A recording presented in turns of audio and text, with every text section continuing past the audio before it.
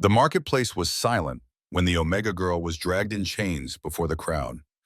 Her father had spoken the cruelest words: "She cannot give life, so she has no worth." Whispers echoed and the people turned away in disgust.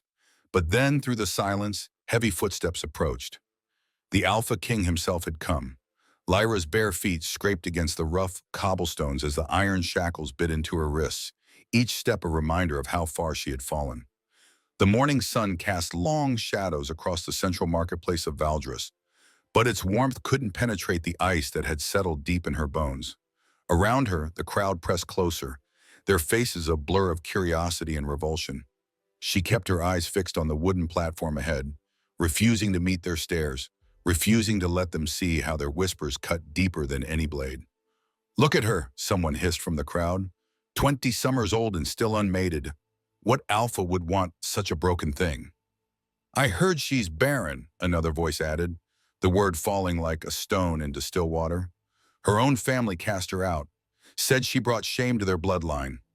Lyra's jaw clenched, but she forced herself to remain silent. She had learned long ago that defending herself only made things worse.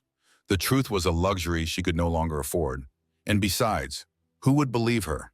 In a world where an Omega's worth was measured solely by her ability to bear strong alpha children, infertility was a death sentence wrapped in social exile. The auction master, a portly man with graying hair and calculating eyes, gestured for her to step onto the raised platform. The wood creaked under her weight, and she stumbled slightly, the chains around her ankles making movement awkward. A few people in the crowd laughed, the sound harsh and mocking. "Lot 17, the auction master announced, his voice carrying across the square. "Lyra of House Ashford, formerly of the Northern Valleys. 20 summers, unbonded, and—" He paused, his lips curling into a cruel smile. "Available for labor or service to any household willing to take on a defective Omega." The word defective hit her like a physical blow, but Lyra forced her expression to remain blank. She had endured worse than this man's casual cruelty. Her own father had looked her in the eye just 3 days ago and told her she was no daughter of his. Her mother had wept, but hadn't protested when the slavers came to collect her. Even her younger brother, Marcus, whom she had helped raise from infancy, had turned his back when she was dragged away. "What's the opening bid?" someone called from the crowd, though their tone suggested they were asking more out of morbid curiosity than genuine interest. "5 silver pieces," the auction master replied, "though I'll accept 4 for a quick sale." Murmurs rippled through the gathering. 5 silver was barely enough to buy a decent horse, let alone a person. It was an insult, but Lyra wasn't surprised. She was damaged goods, a liability rather than an asset. Any household that took her in would be doing so out of pity or desperation, not desire. 3 silver, called out a voice from her left. Lyra turned to see a middle-aged merchant with kind eyes and calloused hands. She recognized him as someone who traded in the outer villages, probably in need of household help that wouldn't cost him much. "I'll give 2, countered another man, this one younger but with a hardness to his features that made Lyra's skin crawl. "She can't breed, but she can still work, and warm a bed if nothing else." A few people chuckled at that, and Lyra felt heat rise in her cheeks. She stared straight ahead, focusing on a weathered stone gargoyle perched atop the fountain in the center of the square. Its carved face seemed frozen in a perpetual scream, and she found an odd comfort in its anguish. "Do I hear 3?" the auction master asked, scanning the crowd with practiced ease. The minutes dragged by, and Lyra felt each second like a weight settling on her shoulders. This was her life now, being haggled over like a piece of livestock. The irony wasn't lost on her that she was being sold for less than what her father had once paid for a prize breeding sow. A commotion at the edge of the square drew her attention, though she tried not to turn her head too obviously. The crowd was parting, people stepping back with expressions of surprise and fear. Heavy footsteps echoed off the cobblestones, measured and deliberate, accompanied by the soft clink of mail and the whisper of fine fabric. "Make way for His Majesty," a voice called out, though it was barely necessary. The crowd had already begun to kneel, a wave of genuflection spreading outward like ripples on a pond. Lyra's heart lurched in her chest. The king? Here at a common slave auction? It was unheard of. Kings didn't dirty themselves with such mundane affairs. They sent representatives, stewards, men of lesser rank to handle the purchase of servants and laborers. But there he was, striding through the parted crowd with the confidence of a man who had never doubted his place in the world. King Aldrich Draven was younger than she had expected, perhaps 30 summers at most, but he carried himself with an authority that made him seem ageless. His dark hair was cropped short in the military fashion, and his jaw was clean-shaven, revealing the sharp angles of his face. He wore simple traveling clothes, dark leather and wool, but there was no mistaking his identity. Power radiated from him like heat from a forge, and his pale green eyes seemed to take in everything at once. The auction master had gone white as parchment, his mouth opening and closing like a fish pulled from water. Around the square, people pressed themselves lower to the ground, as if trying to disappear entirely.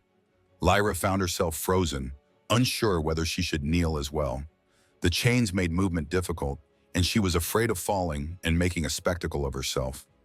King Aldrich's gaze swept the platform, and for a moment, Lyra thought he might be looking for someone else entirely.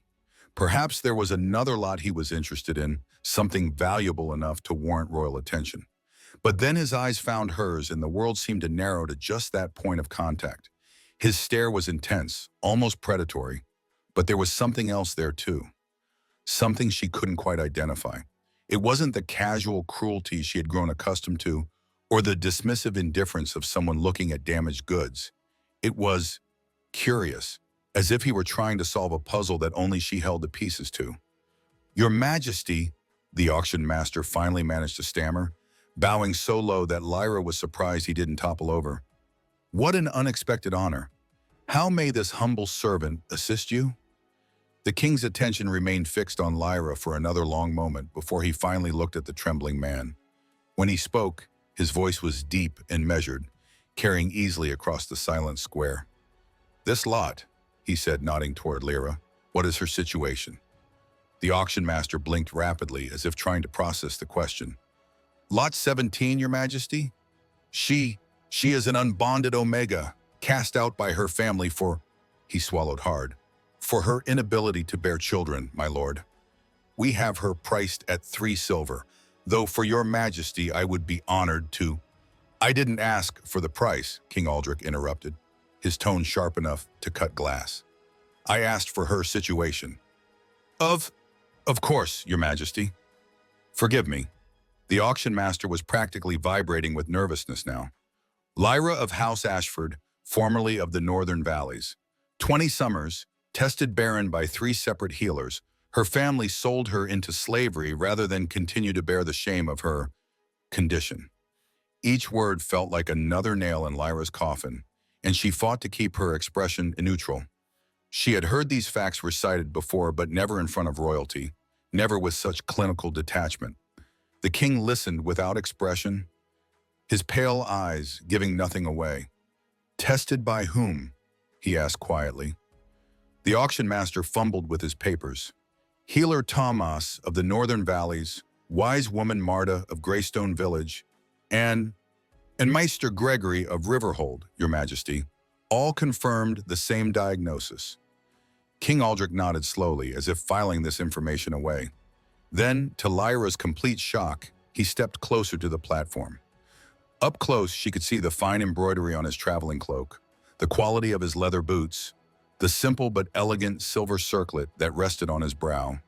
He smelled of leather and wood smoke and something else, something odd and untamed that made her pulse quicken despite herself.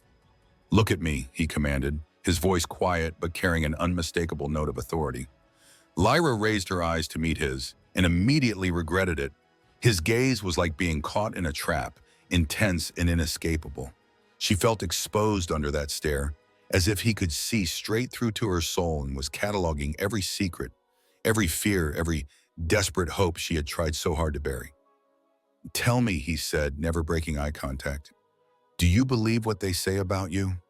The question caught her completely off guard. In all the humiliation she had endured over the past 3 days, no one had asked for her opinion. No one had cared what she thought about her own situation. She opened her mouth, then closed it again, unsure how to respond. "Answer me," he pressed, but his tone wasn't harsh. If anything, it was almost gentle. I... She cleared her throat, her voice coming out as barely more than a whisper. It matters little what I believe, Your Majesty. The healers have spoken. Healers can be wrong. The simple statement hung in the air like a challenge. Around the square, people shifted uncomfortably. Questioning the judgment of trained healers was close to blasphemy in their society, especially when it came to matters of fertility and bloodlines. Your Majesty, the auction master ventured carefully, surely you cannot mean to suggest that 3 separate diagnoses. I suggest nothing. King Aldrich cut him off without taking his eyes from Lyra. I merely observe that healers, like all people, are fallible. Lyra felt something crack inside her chest, a tiny fissure in the wall she had built around her heart. For so long, everyone had treated the pronouncement of her barrenness as absolute truth. Her family, her community, even herself had accepted it without question.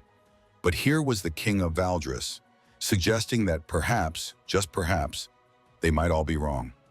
What would you have me do with this information, Your Majesty? She asked, surprised by her own boldness.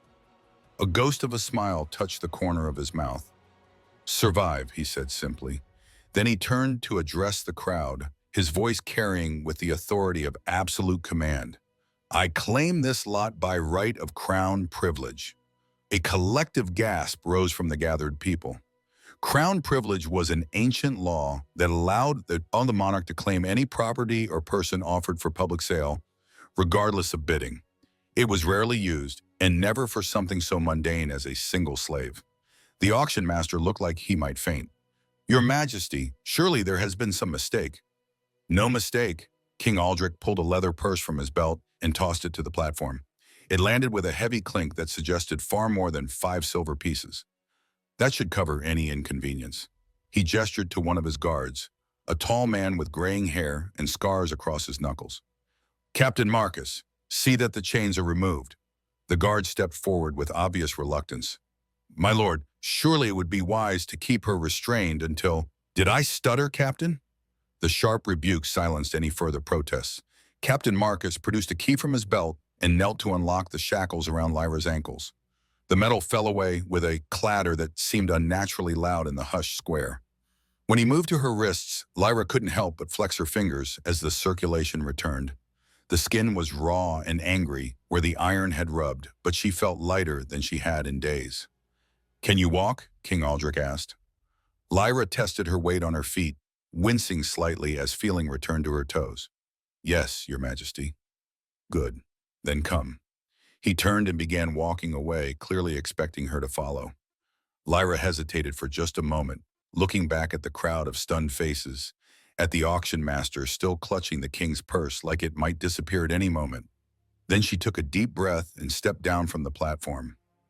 Her legs were unsteady at first, but she managed to keep pace with the king's long strides. Around them, the crowd parted like water, people bowing and murmuring prayers and blessings. Some looked at her with curiosity, others with outright bewilderment. A few seemed scandalized that she was walking so close to royalty without proper escort or supervision. As they reached the edge of the square, King Aldrich spoke without turning around. Tell me about your family. The request, for it was phrased as a request despite his tone, caught her off guard. Your Majesty? Your family, the ones who sold you. Tell me about them. Lyra struggled to find the right words. How did one explain the slow erosion of love, the way disappointment could curdle into resentment, the particular pain of being rejected by the people who were supposed to care for you unconditionally? They are good people, she said finally, surprised by her own instinct to defend them. My father works the land, grows barley and wheat. My mother keeps house and tends a small garden. They did what they thought was best. Best for whom? The question hung between them as they walked. Lyra found herself studying the king's profile, trying to read his expression. There was something about the set of his jaw, the way he held his shoulders, that suggested he was familiar with disappointment, with being let down by people who should have stood by him. For everyone, I suppose, she answered truthfully. I was a burden, an unmarriageable daughter with no prospects and no value. The money from my sale will help them survive the winter. Maybe find a good match for my brother. And what about you? Me. She blinked in confusion. What was best for you in all of this?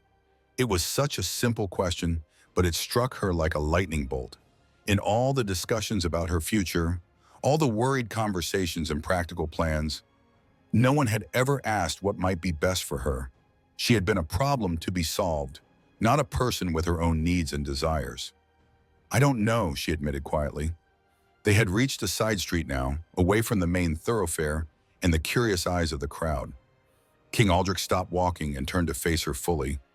Up close, she could see flecks of gold in his pale green eyes, and the way the morning light caught the sharp angles of his cheekbones. In that case, he said, his voice gentler than she had heard it yet, perhaps it's time you figured that out. Before she could respond, he was walking again, leading her toward a small inn tucked between a blacksmith's shop and a weaver's stall. The sign above the door proclaimed it to be the Silver Swan, and from the quality of the stonework and the cleanliness of the windows, it was clearly an establishment that catered to wealthy travelers. Your Majesty, Captain Marcus called from behind them, surely we should return to the castle. The council is expecting. The council can wait, King Aldrich replied without breaking stride. Book us rooms for the night and send word that we've been delayed. The captain looked like he wanted to argue, but one glance at his king's expression seemed to change his mind. He bowed stiffly and peeled away toward the inn's entrance. Lyra found herself alone with the king for the first time since this surreal day had begun. They stood in the narrow alley surrounded by the mundane sights and sounds of daily life. A cat sunning itself on a window ledge, the rhythmic hammering from the blacksmith's forge, the distant sound of children playing. And yet she felt as if she had stepped into a fairy tale. Why? She asked, the words slipping out before she could stop it. King Aldrich studied her face. Why what? Why did you? She gestured vaguely back toward the marketplace. Why did you buy me? What could you possibly want with a Baron Omega? For a long moment he didn't answer. When he finally spoke, his voice was quiet, almost contemplative. Perhaps, he said, I have no more use for the opinions of healers than you do. It wasn't really an answer, but something in his tone told her it was all she would get for now. He started toward the inn's entrance, then paused and looked back at her. For what it's worth, he added, I don't believe you're broken. The words hit her like a physical blow, but not in a painful way. It was more like the shock of jumping into cold water on a hot day, startling but ultimately refreshing. When was the last time someone had said anything remotely kind to her? When was the last time someone had looked at her and seen anything other than failure and disappointment? Come, King Aldrich said, holding the inn's door open. You look like you could use a meal and a proper bed. Lyra followed him inside, her mind reeling with questions and possibilities she hadn't dared to consider in months. The inn's common room was warm and welcoming, with a fire crackling in the hearth and the smell of fresh bread and roasted meat filling the air. A few patrons looked up as they entered, their eyes widening when they recognized the king, but he seemed oblivious to their attention. The innkeeper, a plump woman with flour-dusted hands and a genuinely warm smile, hurried over to greet them. Your Majesty, what an honor! How may we serve you? 2 rooms for the night, King Aldrich replied, and whatever your cook has prepared for the midday meal. Of course, my lord, right away. The woman's gaze flickered to Lyra, taking in her simple clothes and the angry marks on her wrists where the shackles had been. If she was curious about the king's companion, she was too well trained to show it. Will you be dining in your room, or would you prefer? The common room will be fine, King Aldrich interrupted, settling into a chair near the window. He gestured for Lyra to sit across from him, which she did with some hesitation. The innkeeper bustled away, and soon they were alone again, separated by nothing but a rough wooden table and the weight of unspoken questions. Lyra clasped her hands in her lap to keep them from trembling and tried to make sense of the morning's events. I still don't understand, she said quietly, keeping her voice low enough that the other patrons wouldn't overhear. Kings don't buy slaves. Certainly not ones like me. King Aldrich leaned back in his chair, studying her with that same intense gaze that had unsettled her at the auction. Tell me, Lyra of House Ashford, what do you know about the crown's recent troubles? The question seemed to come from nowhere, and she blinked in confusion. I, very little, Your Majesty. We heard rumors in the northern valleys, but news travels slowly to the outer regions. What rumors? She hesitated, unsure if speaking freely about royal affairs might be considered treasonous. There was talk of difficulties with the noble houses, something about succession and marriage alliances. A bitter smile played at the corner of his mouth. Difficulties. Yes, that's one way to put it. The innkeeper returned with 2 steaming bowls of stew and a loaf of fresh bread that was still warm from the oven. The smell made Lyra's stomach clench with hunger. She hadn't eaten properly in days, but she waited for the king to begin before touching her own meal. He noticed her hesitation and gestured toward her bowl. Eat. You're no good to anyone if you collapse from starvation. No good to anyone, she repeated, seizing on the phrase. Then you do have a use for me? King Aldrich took a slow spoonful of stew, chewing thoughtfully before answering. The noble houses have been pressuring me to take a wife for the past 5 years. Every season brings new delegations, new proposals, new attempts to forge political alliances through marriage. Lyra listened, though she wasn't sure where this was leading. It was common knowledge that King Aldrich remained unmarried, well past the age when most rulers would have secured their succession. The problem, he continued, is that every potential bride comes with strings attached. Her father wants a trade agreement, her uncle wants a military appointment, her brother wants lands or titles. None of them see me as a man, only as a means to advance their own interests. That must be lonely, Lyra said softly, surprising herself with the observation. Something shifted in his expression, a crack in the carefully controlled mask he wore. Yes, he said simply, it is. They ate in comfortable silence for a while, and Lyra felt some of her strength returning with the warm food. The stew was rich and hearty, full of tender meat and root vegetables, and the bread was better than anything she had tasted in months. She found herself relaxing slightly, though she remained acutely aware of the king's presence across from her. So where do I fit into all of this? She asked eventually. You don't, he said, which was not the answer she had been expecting. That's precisely the point. She frowned, trying to follow his logic. I don't understand. King Aldrich set down his spoon and leaned forward slightly. You have no family to make demands, no political connections to exploit, no ulterior motives beyond simple survival. In a world where everyone wants something from me, you are refreshingly honest in your powerlessness. The words stung, even though she sensed he didn't mean them cruelly. So I'm to be, what, a pet? A curiosity? You're to be exactly what you choose to be, he said firmly. I'm offering you a place in my household, protection, and the freedom to discover who you are when you're not being defined by other people's expectations. It sounded too good to be true, which immediately made her suspicious. And in return, you provide me with something I haven't had in years, honest company, someone who sees me as a person rather than a crown. Lyra stared at him, searching his face for any sign of deception. But there was something in his eyes, a vulnerability that he probably didn't show to many people, that made her believe he was telling the truth. What if the healers were right, she asked quietly. What if I really am barren? Broken? Won't I be just another disappointment? King Aldrich reached across the table and, to her complete shock, covered her hand with his. His skin was warm and calloused. The hands of a man who had wielded swords and lifted heavy things, not the soft hands of pampered nobility. Then you'll be a disappointment with a roof over your head and food in your belly, he said, his voice gentle but firm. But I don't think you're broken. I think you've been tested by people who were looking for the wrong things. The touch of his hand sent an unexpected warmth up her arm, and she felt her cheeks flush.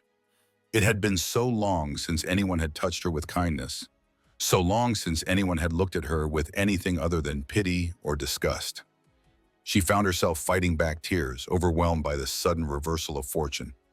I don't know what to say, she whispered. Say yes, he replied simply. And despite every rational thought telling her this was too good to be true, despite every instinct warning her that powerful men didn't rescue broken girls out of kindness, she found herself nodding. Yes, she said, her voice stronger than she felt. Yes, Your Majesty, I accept. Something in his expression shifted, became almost relieved, as if he had been holding his breath waiting for her answer. He squeezed her hand gently before releasing it, and she immediately missed the warmth of his touch. "Good," he said, sitting back in his chair. "Then welcome to your new life, Lyra of House Ashford." As she looked into his pale green eyes, Lyra felt something she hadn't experienced in months: hope. It was fragile and tentative, like a candle flame in a strong wind, but it was there. For the first time since her world had fallen apart, she began to believe that maybe, just maybe, her story wasn't over after all. Outside, the afternoon sun continued its journey across the sky, and somewhere in the distance, she could hear the sounds of the market continuing as if nothing extraordinary had happened. But for Lyra, everything had changed. The girl who had stood on that auction block in chains was gone, replaced by someone who had just been offered the chance to choose her own destiny. She only hoped she was strong enough to prove worthy of it. The castle of Valdres rose from the hillside like a gray stone crown, its towers piercing the evening sky as their party approached along the winding mountain road. Lyra rode beside King Aldrich's horse on a gentle mare he had procured from the inn stable, her hands gripping the reins with white knuckles, despite the animal's docile nature. She had ridden before, of course. What farmer's daughter hadn't? But never a horse so fine, never while wearing clothes that actually fit her properly. The king had insisted she be properly outfitted before they left the inn. A seamstress had been summoned with remarkable speed, and within hours Lyra found herself dressed in a traveling gown of deep blue wool, with sturdy leather boots that didn't pinch her feet and a warm cloak lined with soft fur. The transformation had been startling when she glimpsed herself in the room's small mirror. For the first time in months, she looked like a person rather than chattel. "Nervous?" King Aldrich asked, his voice carrying easily over the sound of hoofbeats on stone. Lyra glanced at him, noting how the dying sunlight caught the angular planes of his face, casting shadows that made him look both younger and more mysterious. "Should I be?" "That depends on how you feel about being the subject of intense scrutiny and rampant speculation." She considered this. "Will they know? About where I came from?" "Some will guess. The rest will invent their own theories, probably more creative than the truth." He paused, seeming to weigh his words. "My court is not known for its discretion or kindness to outsiders." The warning sent a chill through her that had nothing to do with the mountain air. "Perhaps this was a mistake. I don't know how to be around nobility." "Neither do they, half the time," King Aldrich replied dryly. "The secret is that most of courtly behavior is elaborate theater. Everyone pretending to be more important, more refined, more intelligent than they actually are." Despite her anxiety, Lyra found herself smiling slightly. "And you? Do you pretend?" He turned to look at her fully, and something in his expression made her breath catch. "With everyone but you, apparently." The words hung between them as they rode through the castle's outer gates, past guards who snapped to attention so quickly, Lyra wondered if they might give themselves whiplash. The courtyard beyond was vast, paved with smooth stones and surrounded by towering walls that seemed to block out the sky itself. Servants scurried about their duties, most pausing to bow when they caught sight of the king, their curious gazes lingering on Lyra with barely concealed interest. A tall man with silver-streaked hair and the bearing of someone accustomed to command approached as they dismounted. His clothes marked him as nobility, but his scarred hands and watchful eyes suggested a military background. When he bowed, it was with the precise movements of a career soldier. "Your Majesty," he said, his tone carefully neutral, "Lord Chancellor Blackwood has been waiting for your return. He seemed concerned about your extended absence." "I'm sure he was," King Aldrich replied, handing his horse's reins to a waiting groom. "Tell the Chancellor I'll see him after I've settled my guest." The man's gaze flickered to Lyra, and she saw his eyebrows rise almost imperceptibly. "Your guest, my lord? Lady Lyra will be staying at the Tissel indefinitely. Please see that chambers are prepared for her in the East Wing."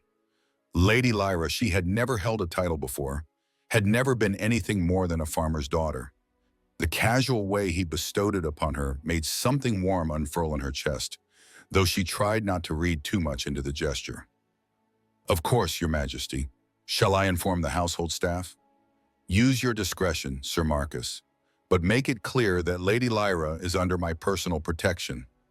The knight, Sir Marcus, she realized, probably the same Captain Marcus who had unlocked her chains, bowed again. "Understood, my lord." As servants led their horses away, King Aldrich offered Lyra his arm. "Shall we?" She hesitated for just a moment, acutely aware of the watching eyes, before accepting his support. His arm was solid beneath her hand, warm even through the fabric of his sleeve, and she found the contact oddly steadying. The castle's great hall was even more imposing than she had imagined. Soaring stone columns supported a ceiling so high it disappeared into shadow, and tapestries depicting ancient battles covered the walls. A massive fireplace dominated one end of the hall, large enough to roast an entire ox, while long tables filled the center space where she assumed the household took their meals. But it was the people that drew her attention. Scattered throughout the hall were men and women in rich clothing, their conversations dying to whispers as the king entered with his mysterious companion. Lyra felt their stares like physical weight, cataloging every detail of her appearance, her bearing, her obvious discomfort. "Lord Chancellor," King Aldrich called out, his voice echoing slightly in the vast space. A man detached himself from a group near the fire and approached with measured steps. He was perhaps 50 years old, with thinning brown hair and the soft look of someone who had spent more time with books than swords. His clothes were immaculate, his manner respectful, but with an underlying tension that suggested barely contained frustration. "Your Majesty," he said, bowing precisely, "we were beginning to worry when you failed to return at the appointed time." "My apologies, Blackwood. I was detained by an unexpected matter."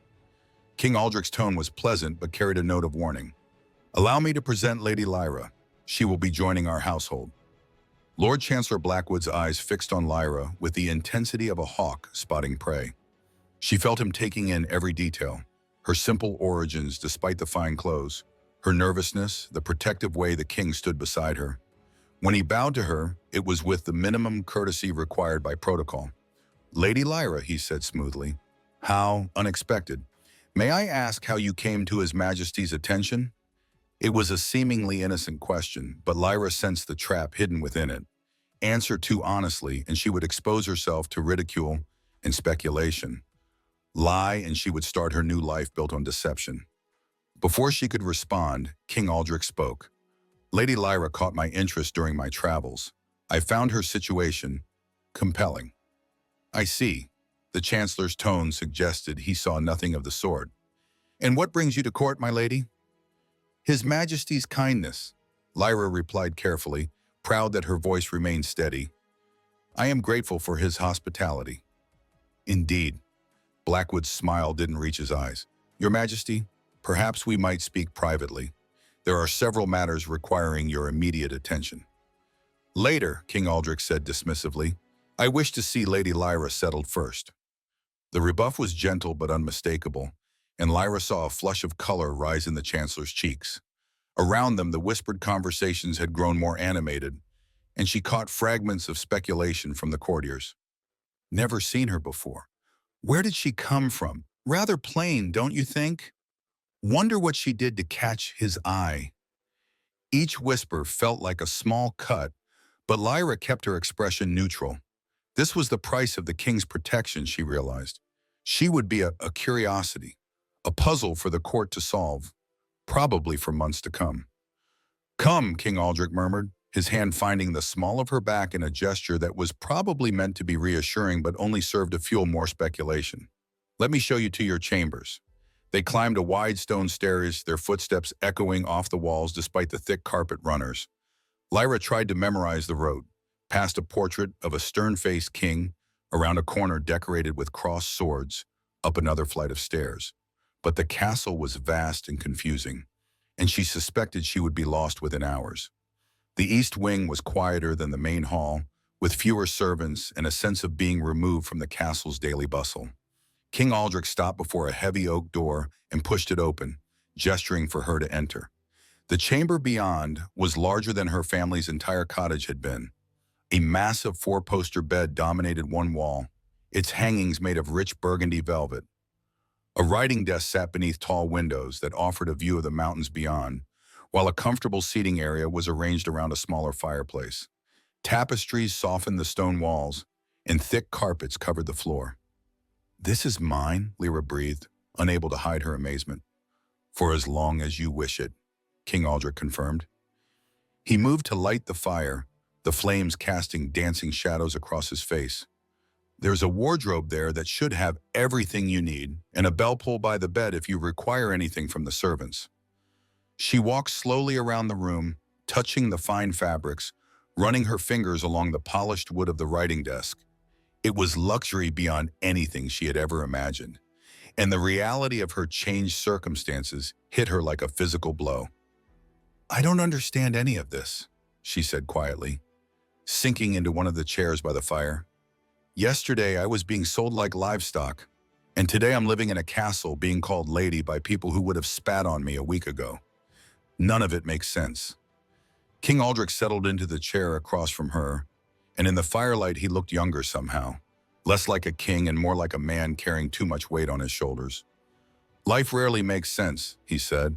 "I learned that when I was 12 years old and watched my father die of a wasting sickness, leaving me to inherit a crown I wasn't ready for. Or when I was 15 and had to execute my own uncle for treason. Or when I was 20 and realized that every person who smiled at me wanted something in return." The pain in his voice was unmistakable, and Lyra felt an unexpected urge to comfort him. "It must be lonely." "It is." He stared into the fire for a long moment. "Do you know what it's like to doubt every friendship, every alliance, every declaration of loyalty? To wonder if the woman sharing your bed loves you or your crown?" The intimacy of the confession caught her off guard. No, but I know what it's like to be discarded when you're no longer useful." He looked at her then, really looked at her, and she saw recognition in his eyes. They were two broken people, she realized, damaged in different ways, but carrying similar wounds. "The Chancellor will try to poison you against me," he said suddenly. "Others too. They'll tell you I'm cruel, unstable, that I use people and discard them when I'm done. Some of it may even be true. Then why are you warning me? Because I want you to hear it from me first. I want you to make your own judgments based on what you see, not what others tell you to think." Lyra studied his face, noting the lines of exhaustion around his eyes, the careful way he held himself even in relaxation. "And what will I see? A man trying to do his best with an impossible situation. A king who inherited a kingdom full of problems he didn't create and enemies he didn't choose." He paused, seeming to consider his words. "Someone who is tired of being alone." The honesty in his voice made her chest tighten. "Is that what I am? A solution to your loneliness?" "I don't know yet," he admitted, "but I hope we might be friends. Real friends, not the kind who smile to your face and plot behind your back." Friends. The word seemed both too simple and impossibly complex. Could a king and a former slave really be friends? Could someone like her offer anything of value to someone like him? "I'd like that," she said softly. "I'd like to triano." He smiled then, the first genuine smile she had seen from him, and it transformed his entire face. For a moment he looked like the young man he still was, beneath all the responsibility and isolation. A knock at the door interrupted the moment, and King Aldrich's expression immediately shifted back to regal composure. "Enter." Sir Marcus stepped inside, carrying a tray laden with food and wine. "Your Majesty, I thought Lady Lyra might prefer to dine privately this evening, given the interest her arrival has generated." "Wise thinking," King Aldrich agreed, rising from his chair. "See that she has everything she needs." He moved toward the door, then paused and looked back at her. "There will be challenges ahead," he said quietly. "The court is not a kind place, and they will test you in ways you cannot imagine. But you're stronger than you know, Lyra. Don't let them convince you otherwise." After he left, Lyra sat alone in her magnificent chamber, watching the fire dance in the grate. Through the windows she could see lights twinkling in the castle's towers and courtyards, evidence of the hundreds of people who called this place home. Somewhere among them were those who would become her enemies, those who would test her strength and resolve. But for the first time in her life, she felt ready to fight back.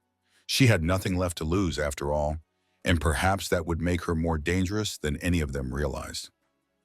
The broken girl from the auction block was gone, replaced by someone who had been claimed by a king and given a second chance at life. She intended to make the most of it. As she settled down to the first decent meal she had eaten in months, Lyra began to plan. Tomorrow she would begin learning the rules of this new world. She would discover who her allies were and who meant her harm. She would find her place in this strange, beautiful, terrifying castle. And maybe, if she was very lucky and very careful, she would help heal the loneliness in a king's green eyes. The fire crackled softly as night fell over Valdris, and in the east wing of the castle, a farmer's daughter began her transformation into something the court had never seen before. Someone with nothing to lose and everything to prove. Lyra woke to sunlight streaming through the tall windows and the sound of someone moving about her chamber. She sat up in the enormous bed, momentarily disoriented by the luxury surrounding her, before memory came flooding back. The auction, the king, her new life in the castle, it all seemed like a dream until she saw a young woman arranging fresh clothes on the chair by the window. "Good morning, my lady," the servant said, bobbing a quick curtsy when she noticed Lyra was awake. She was perhaps 16, with auburn hair braided back and intelligent brown eyes. "I'm Emma. Sir Marcus assigned me to attend you." Lyra pulled the blankets higher, suddenly self-conscious. She had never had a personal servant before, had never been attended by anyone. Thank you, Emma, but I can dress myself." Emma's eyes widened slightly, as if the idea of a lady dressing herself was scandalous. "Oh no, my lady, it wouldn't be proper. Besides, today you're to meet with the Queen Mother, and she's very particular about appearance." The Queen Mother? Lyra's stomach clenched with anxiety. King Aldrich had mentioned no family the previous evening. "Yes, my lady, Queen Dowager Isabel. She returned from her pilgrimage to the southern kingdoms 3 days ago and has requested an audience with you." Emma began laying out undergarments and a dress of deep green silk. She's rather formidable." The warning in the girl's tone was unmistakable. Lyra climbed out of bed, accepting Emma's assistance with the complicated layers of noble clothing. The dress was beautiful, with intricate embroidery along the sleeves and neckline, but it felt like armor, protection she would need for whatever lay ahead. "Tell me about her," Lyra said as Emma worked on the laces of her bodice. "The Queen Mother? She ruled as regent for nearly 6 years after the old king died, until His Majesty came of age. They say she's the most intelligent woman in the kingdom, perhaps the most intelligent person. She speaks 7 languages and can debate theology with the High Septon." Emma's voice dropped to a whisper. "They also say she never forgives a slight, and she can destroy someone with a single word at court." Lyra's anxiety deepened. This was exactly what King Aldrich had warned her about, the tests and challenges that would come from unexpected directions. "Has she said why she wants to meet me?" "No, my lady, but she knows everything that happens in the castle within hours of it occurring. I'd wager she already knows where you came from and how you met the king." The thought made Lyra's skin crawl. If the Queen Mother knew about the auction, about her supposed barrenness, about her family's betrayal, then this meeting would be even more difficult than she had imagined. Emma finished with her hair, arranging it in an elegant style that emphasized the fine structure of her face, then stepped back to survey her work. "Perfect. You look every inch a lady, my lady." But as Lyra looked at herself in the mirror, she saw the truth behind the fine clothes and careful styling. She was still the same girl who had stood on that auction block, still carrying the same wounds and uncertainties. No amount of silk and jewelry could change that. A knock at the door interrupted her brooding. Sir Marcus entered, his expression carefully neutral. "Lady Lyra, if you're Bayhedi, the Queen Mother is waiting in the solar." The solar turned out to be a bright, airy room in the castle's highest tower, with windows on all sides offering panoramic views of the kingdom below. But Lyra barely noticed the scenery, because her attention was completely captured by the woman seated at an ornate writing desk near the eastern windows. Queen Dowager Isabel was perhaps 50 years old, with silver-streaked dark hair arranged in an elaborate style and pale blue eyes that seemed to see everything at once. She was beautiful in the way that certain women became more striking with age, her features refined by experience and intelligence. Her dress was elegant but not ostentatious, deep blue velvet with simple jewelry that spoke of confidence rather than vanity. When she looked up from her correspondence, Lyra felt the full force of that legendary intellect focused on her like sunlight through a lens. "Lady Lyra," the Queen Mother said, her voice cultured and precise. "Please sit." She gestured to a chair positioned directly across from the desk, and Lyra realized the arrangement was deliberate. The Queen Mother would be able to study her face, observe every reaction, while the morning light streaming through the windows behind her would make her own expression difficult to read. "Your Majesty," Lyra said, attempting a curtsy that felt clumsy despite Emma's coaching, "I understand you've made quite an impression on my son." The Queen Mother set down her quill and folded her hands, giving Lyra her complete attention. "He spent less than a day in your company and returned to court with tales of your remarkable character and circumstances. He has been very kind to me, Your Majesty." "Kind." The Queen Mother repeated the word as if tasting something unpleasant. "Aldrich is many things, intelligent, determined, occasionally ruthless when necessary, but kind is not typically among them. At least, not without good reason." The implication hung in the air between them. Lyra felt like a mouse being circled by a particularly elegant cat, but she forced herself to meet the Queen Mother's gaze directly. "Perhaps you don't know your son as well as you think." Something flickered in those pale blue eyes. Surprise, perhaps, or approval. "Bold. I admire that, even if it's foolish. Tell me, child, what do you hope to gain from your position here?" "Safety," Lyra answered honestly. "Security. A chance to discover who I am when I'm not being defined by other people's expectations." "And what makes you think you deserve such things?" The question was delivered with surgical precision, designed to cut straight to the heart of her insecurities. Lyra felt the familiar shame rising in her throat, the voice that had whispered she was worthless, broken, deserving of abandonment. But then she remembered King Aldrich's words from the night before. "You're stronger than you know. Don't let them convince you otherwise." "Perhaps I don't deserve them," she said quietly, "but I want them nonetheless, and I'm willing to work for them." "Work," the Queen Mother leaned back in her chair, studying Lyra with renewed interest. "Most women who catch my son's attention expect to be kept like exotic pets, fed and housed and admired, but contributing nothing of value. What kind of work did you have in mind?" The question caught Lyra off guard. She had expected hostility, accusations, perhaps even direct threats. She hadn't expected to be asked about her usefulness to the crown. "I don't know yet," she admitted. "I've only been here one night, but I can read and write. I understand accounts and record keeping, and I'm not afraid of hard work. Surely there's something I can do that would be valuable." "You can read?" The Queen Mother's eyebrows rose slightly. "That's unusual for someone of your background."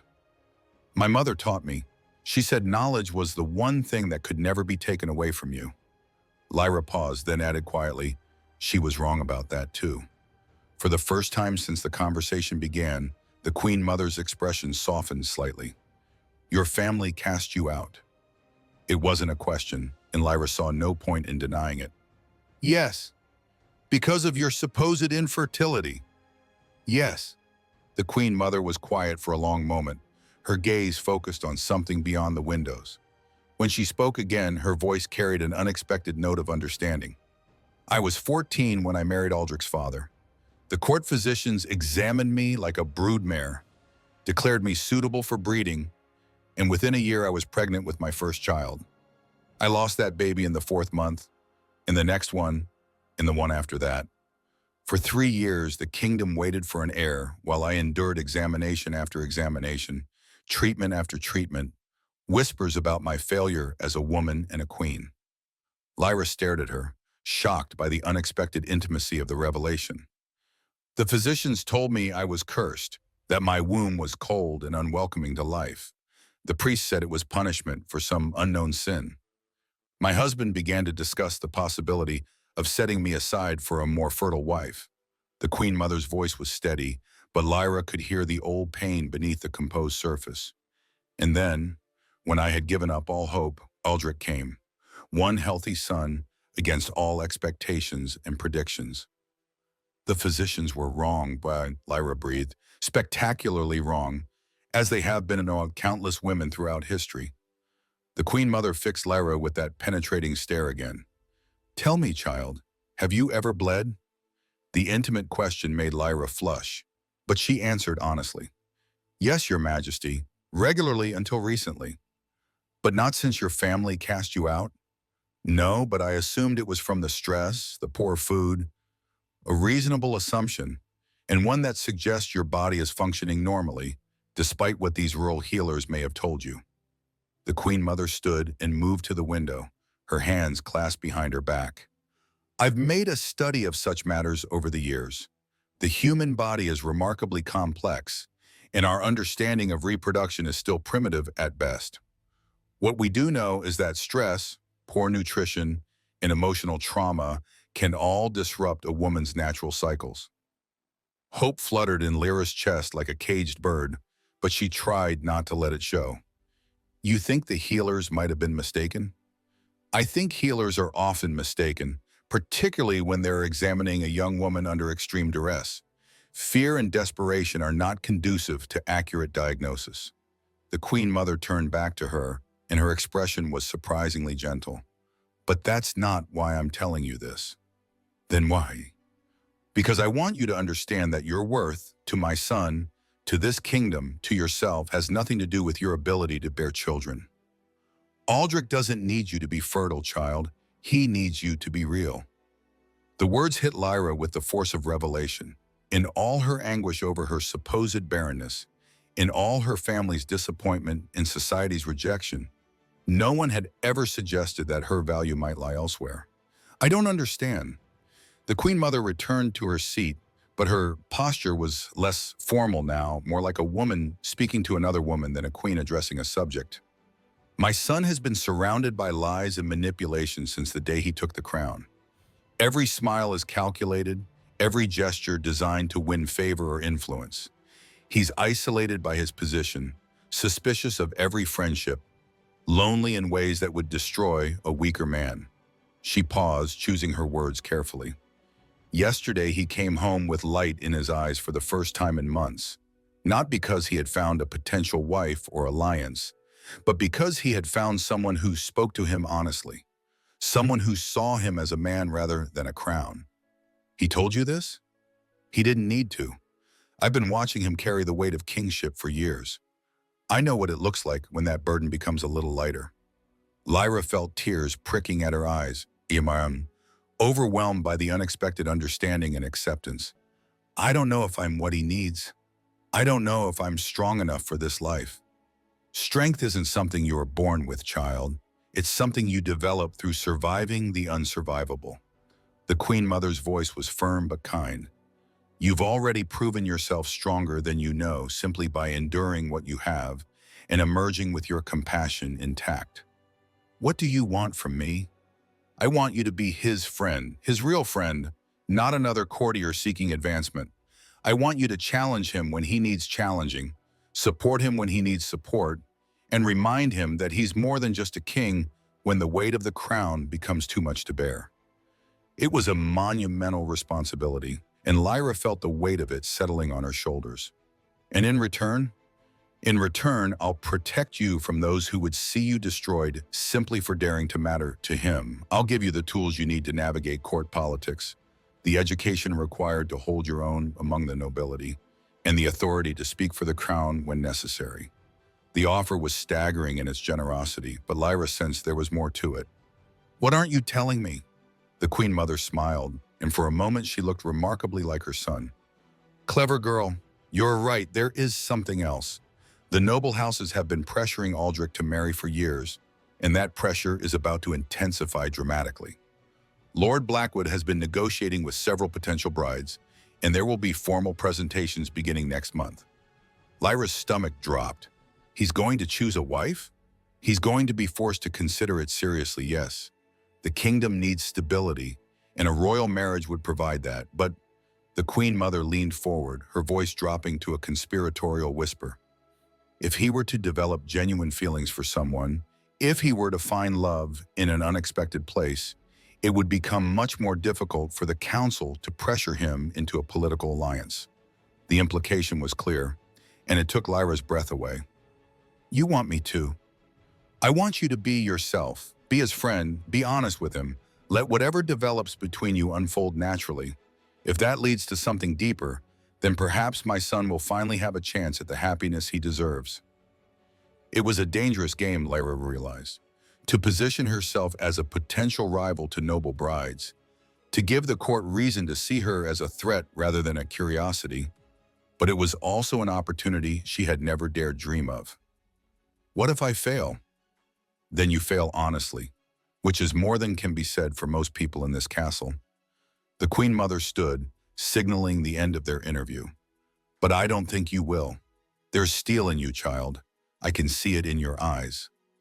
As Lyra prepared to leave, the Queen Mother spoke once more. One last thing, there will be those who try to use your past against you, who will whisper about your origins and your supposed defects. Remember that their opinions matter only as much as you allow them to. You are who you choose to be, not what others choose to see. Walking back through the castle corridors, Lyra felt as if her entire world had shifted again. The Queen Mother's support was both a gift and a burden, offering protection while placing new expectations on her shoulders. But for the first time since arriving at court, she felt like she had an ally who understood what she was facing. As she passed through the Great Hall, she noticed the conversations that stopped when she appeared, the calculating looks from various courtiers. Word of her meeting with the Queen Mother had clearly spread, and she could practically feel the speculations swirling around her like smoke. Near the massive fireplace, a group of young nobles were engaged in what appeared to be casual conversation. But Lyra caught the way their leader, a stunning blonde woman in an elaborate gown, kept glancing in her direction. When their eyes met, the woman smiled, but it was the kind of smile that never reached the eyes. "Lady Lyra," the woman called out, her voice carrying clearly across the hall. "How lovely to finally meet you properly. I'm Lady Cassandra Ashworth."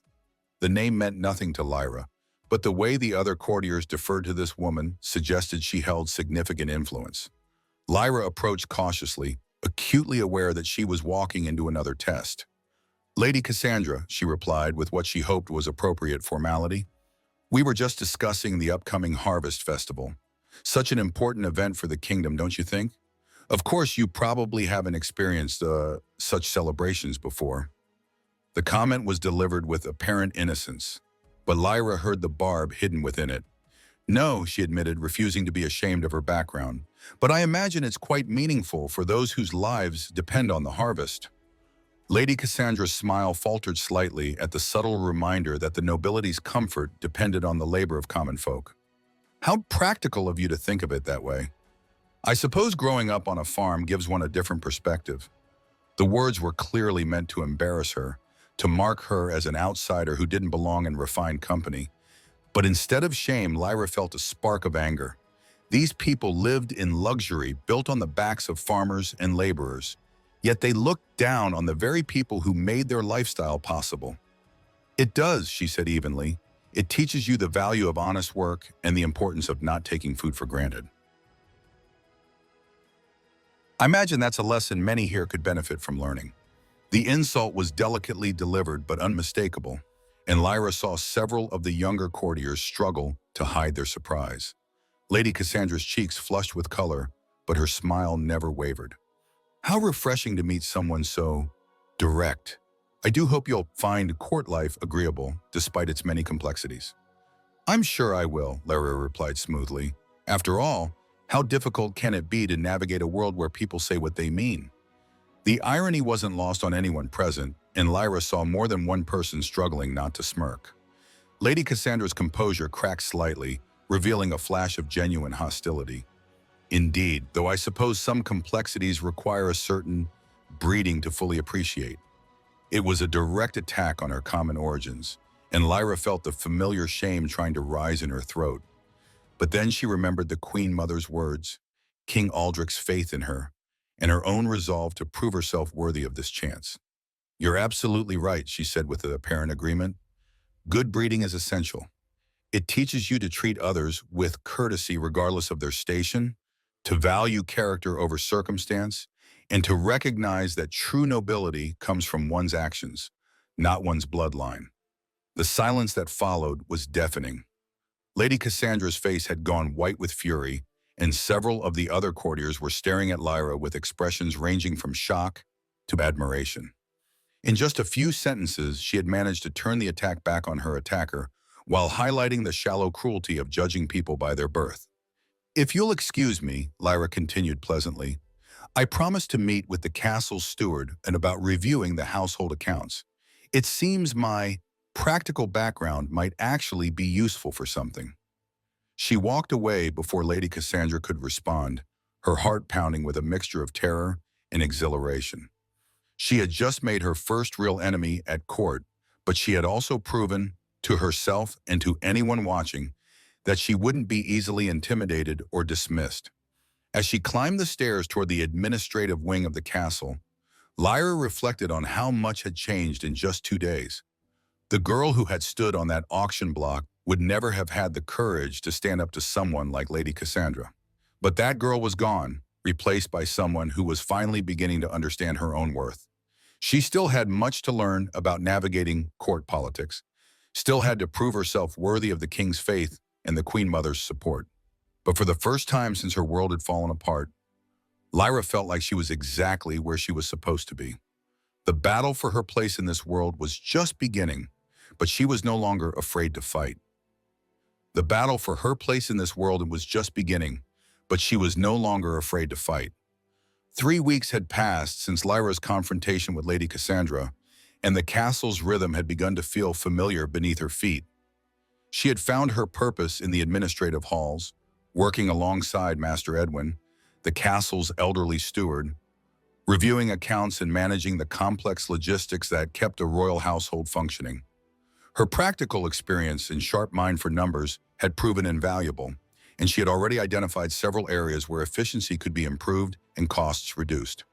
The work gave her a sense of worth that had nothing to do with her relationship to the king. When she discovered that the castle was purchasing grain at inflated prices due to an exclusive contract with a dishonest merchant, her investigation saved the crown hundreds of gold pieces. When she reorganized the servants' schedules to reduce waste and improve efficiency, the entire household ran more smoothly. For the first time in her life, people valued her for her mind and her contributions, not for what her body could or couldn't do. But it was the evenings she treasured most. The quiet hours when King Aldrich would seek her out, sometimes in the library, sometimes in the gardens, always with the same weary relief in his eyes that spoke of a man desperate for honest conversation. They talked of everything and nothing, philosophy and farming, history and dreams, the weight of crowns, and the freedom of anonymity. With each passing day, the careful distance between king and subject eroded, replaced by something deeper and more dangerous. Tonight felt different. There was electricity in the air, a sense of approaching storm that made Lyra's skin prickle with anticipation. She had received word that morning that delegations from 3 major houses would arrive within the week, all carrying marriage proposals for the king. The political pressure that had been building for months was finally coming to a head, and she knew that her time of grace was ending. She waited for him in their usual spot, a secluded alcove in the castle's ancient library, surrounded by leather-bound volumes and the comforting smell of parchment and ink. The fire crackled softly in the hearth, casting dancing shadows across the stone walls as she pretended to read the same page for the 4th time. Outside, autumn rain drummed against the tall windows, creating a cocoon of warmth and intimacy that made the rest of the world feel very far away. "You're thinking too loudly." King Aldrich's voice came from the doorway, carrying that familiar note of gentle teasing that had become so precious to her. "I could hear your thoughts echoing down the corridor." Lyra looked up from her book, noting the lines of exhaustion around his eyes, the way his shoulders carried the invisible weight of his responsibilities. But there was something else there tonight, a resolve that she hadn't seen before, as if he had finally come to some crucial decision. "Difficult thoughts to quiet," she admitted, setting the volume aside. "Emma tells me the first delegation arrives tomorrow." "Lady Vivian of House Mormont," he confirmed, settling into the chair across from her, with movements that seemed more deliberate than usual. Beautiful, intelligent, impeccably bred. Her father commands the loyalty of the northern lords, and her dowry could fund a small war. The clinical way he described his potential bride made Lyra's chest tighten with jealousy, but she forced herself to speak calmly. She sounds perfect for you. Perfect for the third crown, he corrected, his pale green eyes finding hers with an intensity that made her breath catch. There's a difference, right, Didion? The distinction hung between them like a bridge that neither had dared to cross, though they had been circling it for weeks. Lyra felt her heart racing as she recognized the moment for what it was, the point where they would either step back from the precipice or leap into the unknown together. Aldrich, she began, but he held up a hand to stop her. Let me speak first, he said, his voice rough with emotion. I've spent weeks trying to find a solution that would satisfy everyone, a way to honor my duty while following my heart. But I've come to realize that such a solution doesn't exist. He rose from his chair and began to pace before the fire, his movements agitated and restless. Do you know what it's like to spend every day of your life being told what you should want, what you should value, who you should love? To have your most intimate choices scrutinized and debated by people who have never felt the weight of the crown themselves? The pain in his voice was raw and immediate, and Lyra felt an answering ache in her own chest. Aldrich, I've been a good king, he continued, as if he hadn't heard her arm. I've put duty before desire, the kingdom's needs before my own wants. I've sacrificed my youth, my freedom, my happiness on the altar of responsibility. And for what? So that I can spend the rest of my life married to a woman I don't love, producing heirs with someone who sees me as nothing more than a crown and a throne? He stopped pacing and turned to face her fully, his eyes blazing with desperate determination. I won't do it anymore, Lyra. I won't pretend that duty is more important than love. That political expedience matters more than human connection. I've found something real with you, something that makes me remember who I am beneath all the ceremony and obligation. And I'm not giving it up. The declaration sent warmth flooding through her, but it was immediately followed by cold fear. You can't mean that. The kingdom will survive having a king who chooses happiness over convenience, he said fiercely, moving closer until he could take her hands in his. Lyra, I love you, not because you're convenient or politically useful, but because you see me, really see me, and love me anyway. Because you challenge me to be better, because you make me laugh, because when I'm with you, I remember what it feels like to be human instead of just royal. The confession hit her like a physical blow, stealing her breath and making her head spin with the impossibility of it all. I love you too, she whispered, the words tearing from her throat despite every rational thought that told her to stay silent. But love isn't enough. A king can't marry for love alone. Why not? His hands tightened on hers as if he could somehow anchor their future through the strength of his grip. Who made that rule? What law says that kings must be miserable for the good of their subjects? Tradition, politics, the very foundation of the system that gives you the right to rule in the first place, she said desperately, even as her heart sang at his words. Aldrich, if you marry me, you'll face rebellion from the noble houses. They'll question your judgment, your fitness to rule. You could lose everything. I've already lost everything that matters without you, he replied with devastating honesty. The crown is just a piece of metal, Lyra. The throne is just a chair. Without someone to share it with, someone who sees the man beneath the king, it's all meaningless. Before she could respond, he released her hands and dropped to one knee before her, pulling a ring from his finger. Not the ornate crown jewels she might have expected, but a simple band of gold set with a single emerald that caught the firelight like captured starlight. Lyra of House Ashford, he said, his voice formal but shaking with emotion. Formerly of the Northern Valleys, currently of my heart, will you marry me? Will you help me prove that love can triumph over politics? That a king can choose his heart over his counsel? The proposal was everything she had secretly dreamed of and everything that terrified her most. The ring caught the light as he held it out to her, a symbol of everything she wanted and everything she feared she would destroy by accepting. The kingdom will revolt, she breathed, staring at the emerald as if it might somehow provide answers. The noble houses will see it as an insult. Your own council will learn to accept it or find new positions, he said firmly. I'm done being ruled by fear, Lyra. I've spent 10 years being the king everyone else wanted me to be, and I'm miserable. Let me be the king you would have me be instead. The words hung between them like a challenge to the entire world. Lyra looked into his green eyes and saw everything she had ever wanted: love, acceptance, a future filled with purpose and joy. She also saw everything she feared: the destruction that her presence might bring, the impossible burden she would place on his shoulders, the hatred she would face from those who saw her as an interloper. But somewhere in the distance, she heard the echo of her own voice from 3 weeks ago, standing up to Lady Cassandra in the Great Hall. She remembered the girl who had faced down hostile courtiers with nothing but her wit and determination. That girl had been broken and rebuilt, forged in the fires of rejection and abandonment into something stronger than she had ever imagined possible. Yes, she said, her voice gaining strength with each word. Yes, I'll marry you, I'll stand beside you and face whatever comes, because love without courage is just another kind of cowardice. The ring slid onto her finger with perfect precision, as if it had been made for her hand alone. When Aldrich rose and pulled her into his arms, the kiss that followed was everything she had dreamed of and more.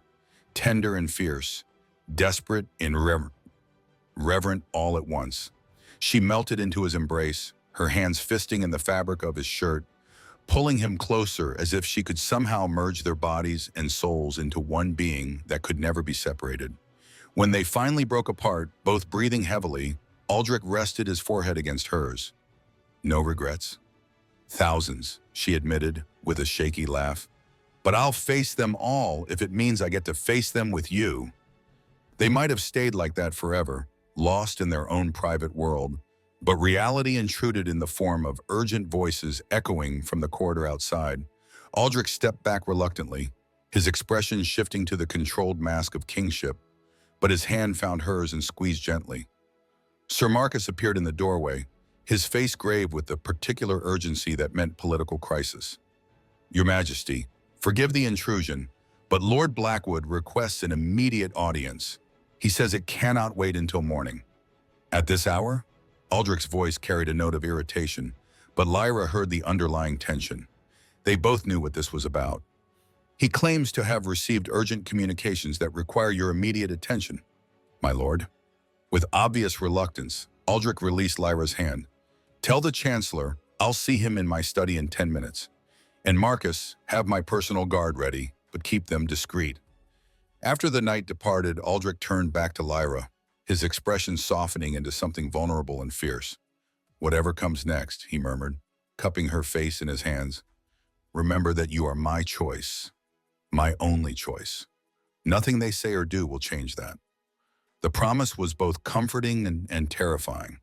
As Lyra watched him walk away, she pressed her fingers to her lips, still feeling the warmth of his kiss, still tasting the sweetness of their shared commitment. But she also felt the weight of the ring on her finger like a chain that bound her not just to him, but to a destiny that might destroy them both. She was still lost in thought when Emma appeared, her face flushed with excitement and fear. My lady, the girl whispered urgently, approaching with the cautious steps of someone bearing terrible news.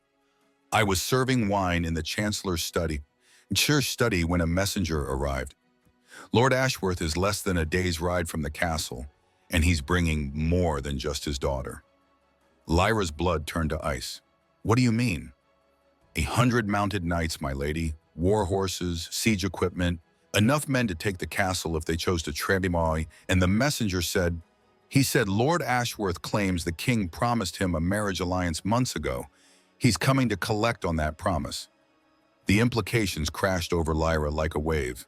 This wasn't just political pressure, it was a barely veiled threat. Submit to our demands or face the consequences. Marry Lady Cassandra or watch your kingdom burn. There's more, Emma continued, her voice barely above a whisper.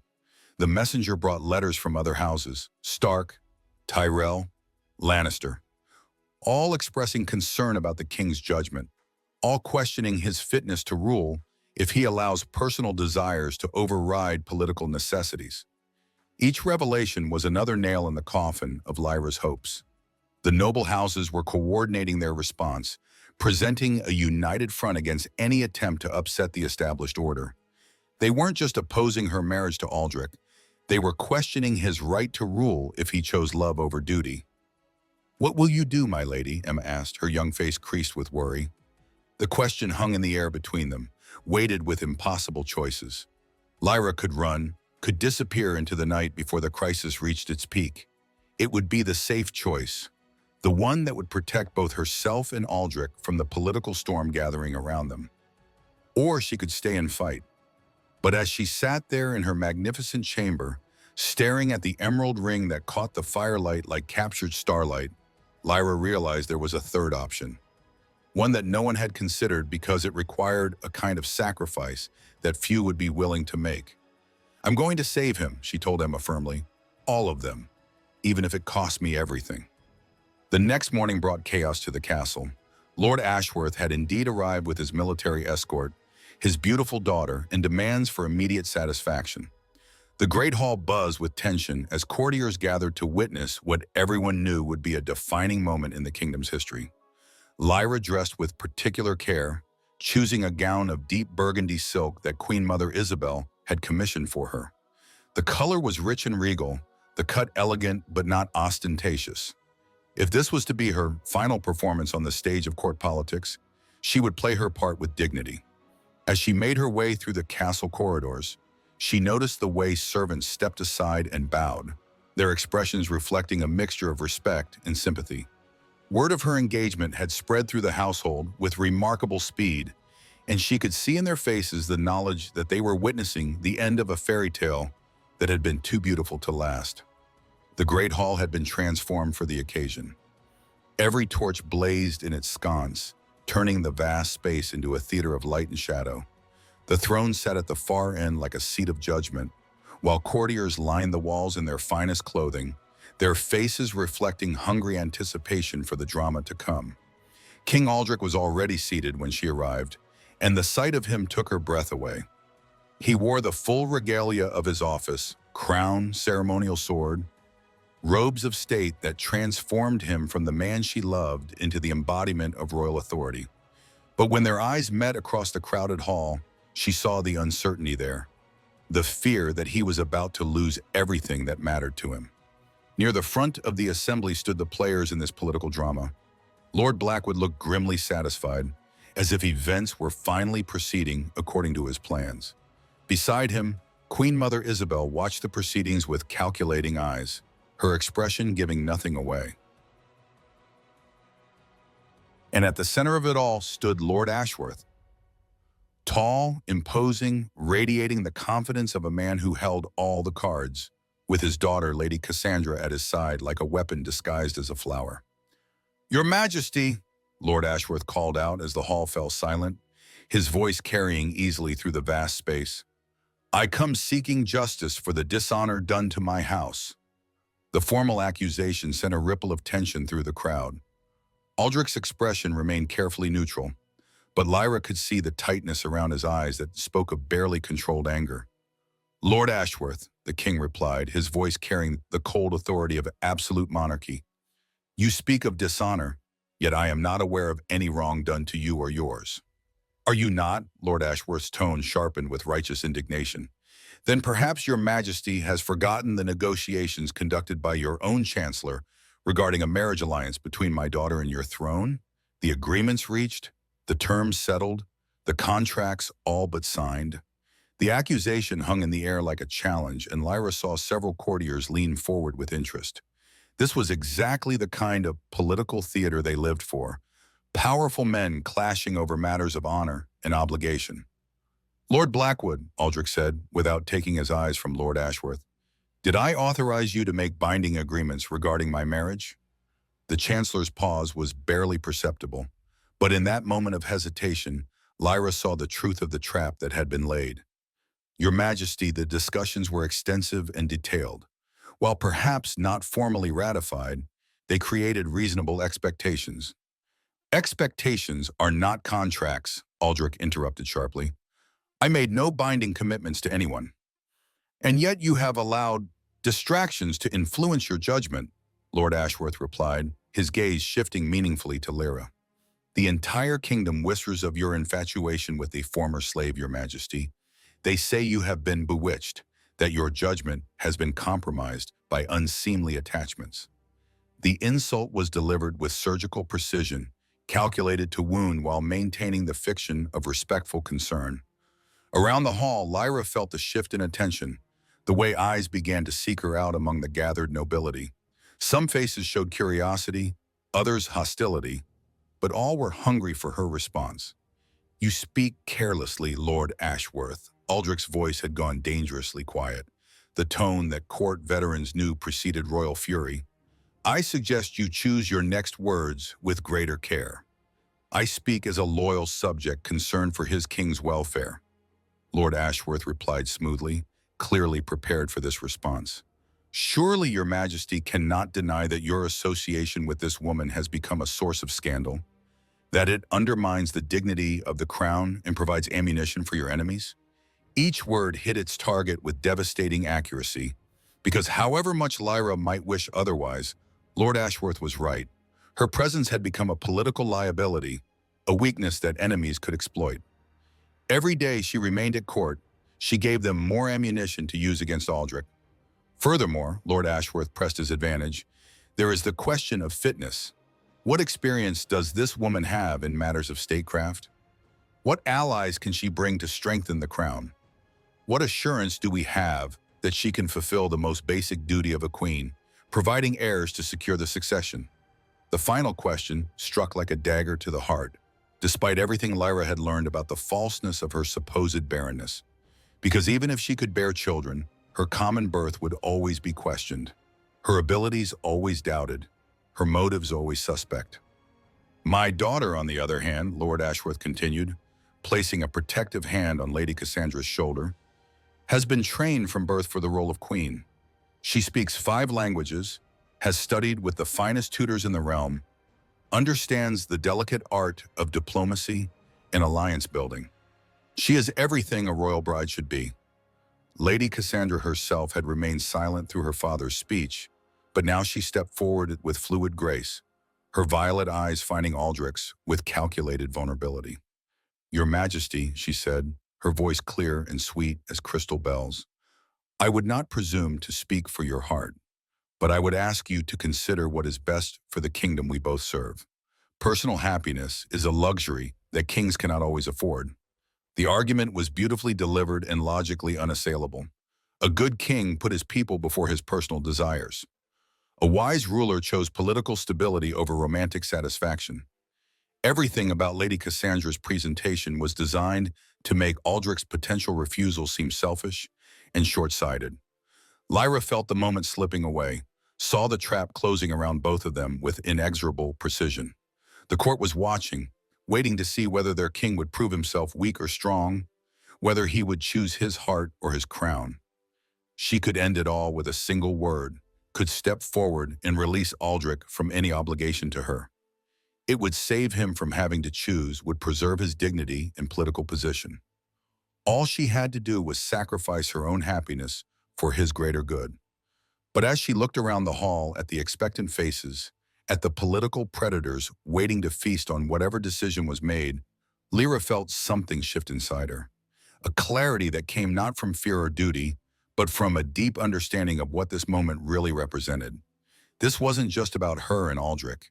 It wasn't even just about marriage and politics. It was about what kind of kingdom Valdres would become. One ruled by fear and tradition, or one guided by hope in the possibility of change. She stepped forward before her courage could fail her, her voice carrying clearly through the sudden silence. Lord Ashworth, she said, addressing the imposing man directly despite the breach of protocol, you speak eloquently of fitness and preparation, of the duties and responsibilities that come with the crown. But I wonder if you truly understand what those responsibilities entail. The audacity of a commoner questioning a lord sent a shocked murmur through the crowd. But Lyra pressed on before anyone could silence her. You ask what experience I have in statecraft, what allies I can bring to strengthen the crown. These are fair questions, and I will answer them honestly. I have no experience in diplomacy because I have never had the privilege of education that comes with noble birth. I can bring no military alliances because my family are farmers, not warriors. I speak only the common tongue because I have never had tutors to teach me the languages of foreign courts. Each admission felt like stripping away armor, leaving her vulnerable to attack. But with each word, she also felt a strange kind of power building within her. The power that came from absolute honesty, from refusing to pretend to be something she was not. But I can offer something that perhaps no princess or duchess could, she continued, her voice growing stronger. I know what it feels like to be powerless, to have others control your fate, to believe that your circumstances define your worth. And because I know these things, I understand something that perhaps those born to privilege cannot. That true strength comes not from what you're given, but from what you survive. She turned to face the assembled courtiers, seeing surprise and calculation in their faces as they tried to determine whether her speech was brilliance or catastrophic overreach. You fear that a common-born queen would lack the connections to serve the crown effectively, but I have spent weeks in this castle, learning how it truly operates, and I have seen something that perhaps you have not. The strength of a kingdom doesn't come from the alliances between noble houses. It comes from the farmers who grow the food, the craftsmen who build the tools, the soldiers who fight the battles, the servants who maintain the systems that keep civilization functioning. The observation hit the assembled nobility like a slap, forcing them to confront the uncomfortable truth that their comfortable lives depended entirely on the labor of people they considered beneath their notice. A queen born to noble houses speaks to other nobles, Lyra continued, gaining momentum as she felt the truth of her words. But who speaks for the common people? Who understands their struggles, their needs, their potential contributions to the kingdom's strength? A ruler who knows only privilege rules only half the realm. The argument was gaining power as she spoke, and she saw several courtiers nodding unconsciously, caught up in the logic of her presentation despite their obvious skepticism. You question my fitness because I lack traditional preparation, she said, turning back to Lord Ashworth. But what if tradition itself is the problem? What if the very qualities you see as essential, noble birth, political connections, the ability to navigate court intrigue, are actually limitations that prevent effective leadership? The challenge was direct and devastating, questioning not just her critics, but the entire system they represented. Lady Cassandra's face had gone pale with fury at seeing her supposed advantages reframed as weaknesses. Furthermore, Lyra pressed on, sensing she had the crowd's attention and knowing she might never get another chance to speak her truth. You speak of the duty to provide heirs as if that were the sole measure of a queen's worth. But what manner of children would be raised by parents who married for political convenience rather than love? What example would such a union set for the next generation of leaders? She gestured toward Lady Cassandra, her voice taking on a note of genuine sympathy. Lady Cassandra is undoubtedly accomplished and beautiful. She would make an excellent queen for a king who valued duty over affection, alliance over authenticity. But what happiness could such an arrangement bring to either party? What strength could such a marriage provide when it's built on obligation rather than choice? The personal attack was subtle but effective, highlighting the emotional sterility of the political marriage that was being proposed. Several younger courtiers looked uncomfortable, perhaps thinking of their own arranged marriages and the costs of duty-bound unions. You ask what I can offer that a noble bride cannot, Lyra continued, her voice rising with passion. I can offer a king the knowledge that he is loved for himself, not his crown. I can offer the kingdom a queen who remembers what it feels like to be powerless and will therefore never abuse the power she's given. I can offer the next generation rulers who understand that true nobility comes from service, not inheritance. The hall had gone completely silent, every person hanging on her words as she built toward her conclusion. But most importantly, as she said, her eyes finding Aldrich's across the crowded space, I can offer proof that love is stronger than fear, that hope can triumph over tradition, that even the most broken among us can be rebuilt into something beautiful and strong. When she finished, the silence stretched so long that Lyra began to fear she had overstepped beyond redemption. But then, from somewhere in the crowd, came the sound of slow applause. It started with just one person, a young knight she didn't recognize, but spread gradually through the assembly until even some of the elder courtiers were clapping with obvious admiration. Lord Ashworth's face had flushed dark red with anger at seeing his daughter's case so effectively dismantled. But before he could respond, another voice cut through the applause. Lady Lyra speaks with remarkable eloquence for someone of her background, Lord Blackwood said, his tone suggesting that eloquence itself was somehow suspicious in a commoner. However, pretty speeches cannot change the fundamental realities of our situation. The Chancellor stepped forward, his expression grave with apparent reluctance to deliver harsh truths. Your Majesty, he continued, addressing Aldrich directly, while we must all admire Lady Lyra's remarkable personal journey and her obvious intelligence, the question remains whether romantic sentiment can be allowed to override practical necessities. The kingdom faces serious challenges, tensions with neighboring realms, economic pressures, the constant threat of rebellion from dissatisfied lords. He gestured toward Lord Ashworth and his military escort. Lord Ashworth commands the loyalty of significant forces and controls vital trade routes through the Western Mountains. To alienate him would be to invite chaos precisely when we most need stability. The argument was coldly logical and politically devastating. Whatever Lyra's personal merits, the reality was that rejecting Lady Cassandra in favor of a commoner would have immediate and serious consequences for the kingdom's security. Furthermore, Lord Blackwood pressed his advantage, there is the question of precedent. If His Majesty marries so far beneath his station, what message does that send to other noble houses? How can we maintain the social order that provides stability if the crown itself abandons the principles that support it? The concern was wrapped in reasonable language, but Lyra heard the threat beneath it. Allow this marriage, and the entire aristocratic system might begin to crumble as other nobles question why birth should determine worth. My lords make compelling arguments, Queen Mother Isabel said, her voice cutting through the tension with regal authority. All eyes turned to her as she stepped forward, her pale blue eyes reflecting a sharpness that made several courtiers shift uncomfortably. However, she continued, I believe there are certain factors being overlooked in this discussion, factors that might change how we view the choice before us. She gestured, and a man Lyra didn't recognize stepped forward from the shadows near the wall. He was elderly but vigorous, with the learned bearing of a scholar and clothes that marked him as someone of significant standing. Master Aldwin here is the kingdom's most respected healer, the Queen Mother announced. Trained in the great medical schools of the Eastern Kingdoms and recognized throughout the realm for his expertise in matters of feminine health. A collective intake of breaths swept the halls. The implications became clear. Lyra felt her heart stop as she realized what was coming, the secret that the Queen Mother had been carefully guarding until this moment. Master Aldwin, the Queen Mother continued with deceptive calm, would you please share with the court your findings regarding Lady Lyra's supposed infertility? The healer stepped forward, bowing respectfully before addressing the assembled nobles with the confidence of absolute expertise. Your Majesty, my lords and ladies, he began, his voice carrying the authority of years of study and practice. I have conducted a thorough examination of the medical records pertaining to Lady Lyra's case, as well as performing my own assessment with her consent and proper supervision.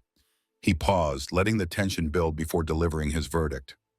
The original diagnoses were not only flawed but actively harmful. The methods used were archaic, the interpretations biased by cultural prejudices rather than medical knowledge, and the conclusions reached have no basis in actual scientific understanding. A gasp rose from the crowd, and Lyra felt the world tilt around her as the words sank in. Not barren, not broken, not worthless after all. Furthermore, Master Aldwin continued with scholarly precision, Lady Lyra shows every sign of normal fertility and excellent health. I would expect her to conceive without difficulty when the time is right, and to carry children to term with no more risk than any other woman of her age and constitution. The revelation hit the hall like a lightning strike. Lyra's knees nearly gave out as months of shame and self-doubt crumbled around her. replaced by a dizzy sense of possibility that made her head spin. But even as joy flooded through her, she was aware of the political implications of the announcement. Lord Ashworth's face had gone white with shock, while Lady Cassandra looked as if she had been struck. The carefully constructed argument about Lyra's unfitness had just lost one of its primary supports. "Even if this is true," Lord Blackwood said quickly, clearly scrambling to recover lost ground, "the issue of birth and breeding remains. A king cannot marry a commoner simply because she proves to be fertile." "Cannot?" Queen Mother Isabel's voice carried a dangerous edge. "How curious.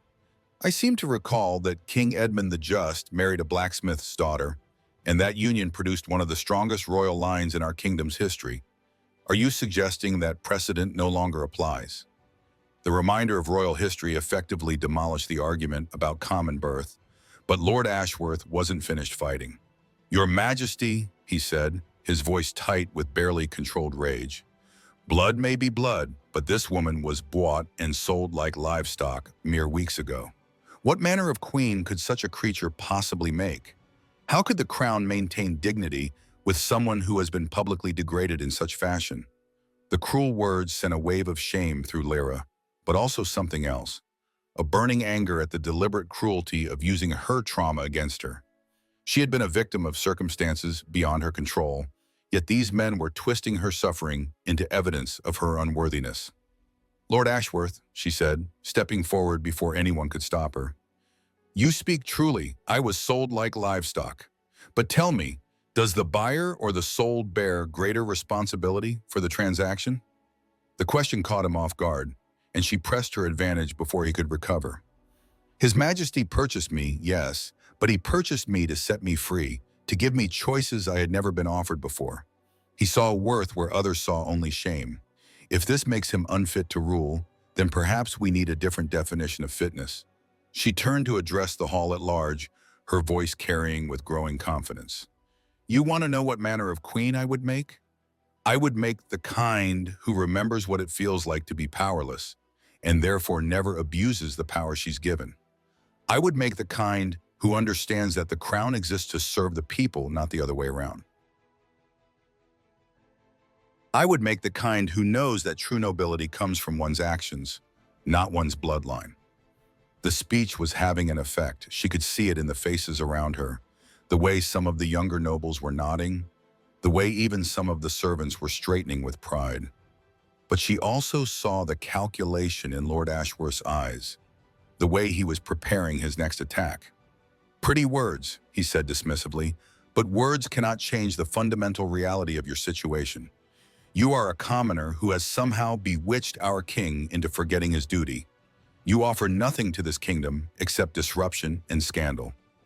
"She offers me everything," Aldrich said, rising from his throne with fluid grace. His voice carried absolute authority, but also something else, a vulnerability that transformed the moment from political theater into intensely personal drama. "She offers me honesty in a world full of lies, courage in a world full of fear, love in a world where everything else is transaction and calculation." He stepped down from the dais, moving toward Lyra with sure, deliberate steps that echoed off the stone walls. "You ask what she brings to the crown? She brings the reminder that power without compassion is tyranny, that rule without love is mere dominion. She brings the knowledge that a king's true strength lies not in the fear he inspires, but in the loyalty he earns." When he reached her, he took her hands in his despite the shocked murmurs rising from the crowd. The gesture was public, unmistakable, a king choosing his heart over political expediency. "But most importantly," he said, his eyes never leaving hers, "she brings me the chance to be more than just a crown and a throne. She makes me want to be worthy of the love she offers, to be the kind of king she believes I can become." The romantic declaration sent the hall into chaos. Some courtiers gasped in shock, others in delight. Lord Blackwood looked apoplectic, while Lord Ashworth appeared to be calculating his next move. But through it all, Lyra was aware only of Aldrich's green eyes, warm with love and bright with determination. "Your Majesty," Lord Ashworth said, his voice cutting through the commotion like a blade through silk, "your words are touching, but they change nothing. I came here with reasonable expectations based on negotiations conducted in your name. To have those expectations cast aside for this is an insult that cannot be borne. The threat in his tone was unmistakable, and Lyra saw several courtiers shift nervously as they recognized the implications. This was no longer just about marriage. It was about honor, power, and the delicate balance that kept the kingdom from descending into civil war. Furthermore, Lord Ashworth continued, his hand moving meaningfully to rest on the pommel of his sword, there are those throughout the realm who question whether a king so easily swayed by base desires possesses the judgment necessary to rule effectively. Perhaps it is time for wiser heads to guide the kingdom's destiny. The words hung in the air like a death sentence. Around the hall, Lyra saw the careful calculations being made as nobles weighed their loyalties against their interests. Some faces showed shock at the barely veiled threat of rebellion, but others reflected the cold consideration of opportunism. Are you threatening your king, Lord Ashworth? Aldrich's voice had gone dangerously quiet, the tone that veterans of his court knew preceded royal fury. I am expressing the concerns of loyal subjects who fear for the stability of the realm, Lord Ashworth replied smoothly. Concerns shared by many of the great houses, as recent correspondence has made clear. He gestured, and one of his knights stepped forward, carrying a leather satchel. From it, Lord Ashworth withdrew a bundle of sealed letters, their wax seals bearing the marks of some of the kingdom's most powerful families. House Lannister expresses grave concerns about the crown's recent inconsistencies, he read from the first letter. House Stark questions whether personal indulgences should be allowed to override dynastic responsibilities. House Tyrell suggests that perhaps the burden of rule has become too great for one man to bear alone. Each name was a dagger thrust, designed to show Aldrich just how isolated his position had become. The great houses weren't just opposing his marriage choice, they were questioning his right to make that choice at all. And what solution do these concerned parties propose? Queen Mother Isabel asked, her voice carrying decades of political experience. Lord Ashworth smiled, but there was no warmth in it. A Regency Council, naturally. Experienced lords to guide His Majesty's decisions until he demonstrates the maturity necessary for independent rule. The proposal was beautifully crafted in its apparent reasonableness. They weren't calling for revolution or deposition, merely suggesting that the king needed guidance from wiser, more experienced counselors. It was the kind of soft coup that could be presented as loyalty rather than treason. I see, Aldrich said, his voice carrying a note of grim understanding. And I suppose you have already selected the members of this guidance council? The great houses would naturally expect representation proportional to their contributions to the realm's stability, Lord Ashworth replied. Lord Blackwood has already expressed willingness to serve, as have several other lords whose wisdom and experience. Enough, Aldrich interrupted, his authority cutting through the political maneuvering like a sword through silk. You've made your position clear, Lord Ashworth. You believe I'm unfit to rule because I choose to marry for love rather than alliance. You believe the kingdom would be better served by a collection of ambitious lords than by its rightful king. He stepped back, his hand moving to rest on his own sword hilt. Around the hall, Lyra saw hands moving to weapons as the tension ratcheted toward breaking point. But before you proceed with your concerns, Aldrich continued, perhaps you should consider what you're actually proposing. You would destabilize the realm in order to stabilize it. You would weaken the crown in order to strengthen it. You would replace a king who loves his people with a council that serves only itself. The logic was devastating, and Lyra saw several wavering nobles nod unconsciously. But Lord Ashworth wasn't finished. Love is a luxury kings cannot afford, Your Majesty, he said with apparent sadness. The crown requires sacrifice, duty, the willingness to place the kingdom's needs above personal desires. If you cannot make that sacrifice, then perhaps the burden should fall to those who can. It was the final throw of the dice, the moment when everything would be decided. Lyra felt the weight of history pressing down on the hall as everyone present recognized they were witnessing a defining moment in the kingdom's future. But before Aldrich could respond, another voice cut through the tension, young, clear, and filled with unexpected authority. Lord Ashworth, Lady Cassandra said, stepping forward with fluid grace, I wonder if I might speak? Her father's eyes widened with surprise, clearly not expecting his daughter to intervene at this crucial moment. "Cassandra, this is not the time for a woman to speak about her own future," she interrupted, her violet eyes flashing with sudden fire. "I think it's exactly the time." She moved to the center of the hall, positioning herself where everyone could see her clearly. When she spoke, her voice carried the clear authority of someone who had been trained from birth to command attention. "My lords," she began, her gaze sweeping the assembled courtiers, "you speak eloquently of duty, sacrifice, and the needs of the kingdom. You paint love as weakness, personal choice as selfishness, happiness as a luxury that rulers cannot afford." She paused, letting her words sink in before continuing. "But I wonder, what manner of kingdom are we building if we demand that our leaders sacrifice everything that makes life worth living? What kind of future are we creating if we insist that power can only be wielded by the miserable and the bitter?" The philosophical challenge caught everyone off guard, coming as it did from the woman who was supposed to benefit from the political marriage being proposed. "Furthermore," Lady Cassandra continued, turning to face her father directly, "what manner of daughter would I be if I consented to a marriage with a man whose heart belongs to another? What happiness could such a union possibly bring to anyone involved?" Lord Ashworth's face flushed red with anger. "Cassandra, you forget yourself. This is not about personal happiness." "Is it not?" she interrupted, her voice rising with passion. "Then tell me, father, when did we decide that the crown should be a prison? When did we agree that kings and queens should be miserable for the supposed good of their subjects?" She turned back to the assembled court, her beautiful face animated with conviction. "I have spent my entire life preparing to be a queen. I speak 5 languages, understand the principles of diplomacy and statecraft, can navigate the treacherous waters of international politics with skill and grace.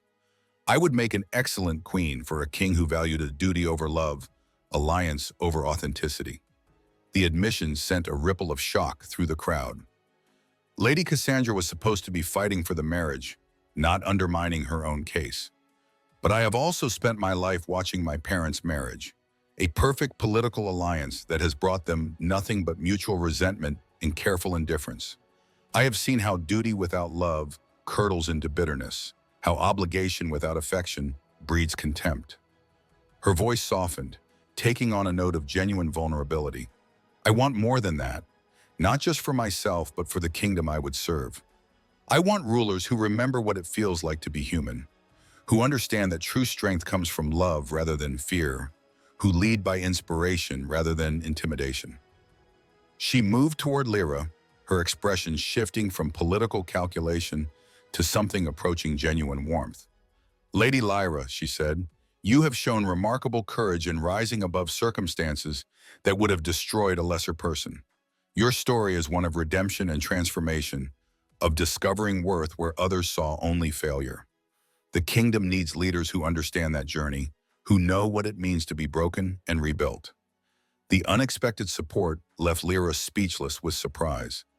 Lady Cassandra, her rival, her opposite in every way, was defending her right to marry the king. "Moreover," Lady Cassandra continued, addressing the court at large, "she has shown something that no amount of noble breeding can provide: the ability to see clearly through the fog of politics to the human truth beneath. When confronted with hostility, she responded with intelligence rather than anger. When faced with impossible choices, she chose courage over comfort." She paused, her gaze finding Lord Ashworth's furious face. "Most importantly, she has proven that worth cannot be measured by bloodline or birth, that true nobility comes from character rather than inheritance. If we reject her because of her origins, what does that say about our own values? What kind of message do we send to the common people whose labor supports our comfortable lives?" The argument was devastating precisely because it came from someone who had everything to lose by making it. Lady Cassandra was sacrificing her own chance at the throne to defend the woman who had replaced her in the king's affections. "Cassandra," Lord Ashworth said, his voice tight with barely controlled fury, "you don't understand what you're doing. This alliance would make me miserable, you wealthy thicky and the king resentful." She interrupted calmly, I understand perfectly, Father. I'm simply choosing a different path. She turned back to Aldrich, executing a curtsy so perfect it could have served as a master class in royal protocol. Your Majesty, she said formally, I formally release you from any obligation you may feel toward me or my family. If your heart has found its true match, then I can only wish you joy in that discovery. The magnanimous gesture should have ended the matter, but Lord Ashworth wasn't finished. You speak of love and happiness, he snarled, his composure finally cracking. But what of practical concerns? What happens when enemies of the kingdom use this unseemly union as evidence of weakness? What happens when foreign courts refuse to treat with a king who married his slave? The crude language sent a shock through the assembly, stripping away the last pretense of civilized political discourse. But it also revealed the raw bigotry that lay beneath the carefully reasoned arguments about duty and stability. I think, Queen Mother Isabel said, her voice cutting through the tension like a blade, that foreign courts will adapt to whatever reality we present them with. Power creates its own legitimacy, Lord Ashworth. Always has, always will. She moved to stand beside Lyra, her presence lending royal authority to her next words. But perhaps more importantly, I believe this kingdom has grown tired of being ruled by fear, tired of being told that happiness is weakness, that love is luxury, that change is impossible because tradition forbids it. Her pale blue eyes swept the assembly, taking in every face with calculating precision. Look around you, she continued. How many of your marriages were arranged for political advantage? How many of you can honestly say you're happy with the unions that were thrust upon you for the supposed good of your houses? The uncomfortable silence that followed spoke volumes.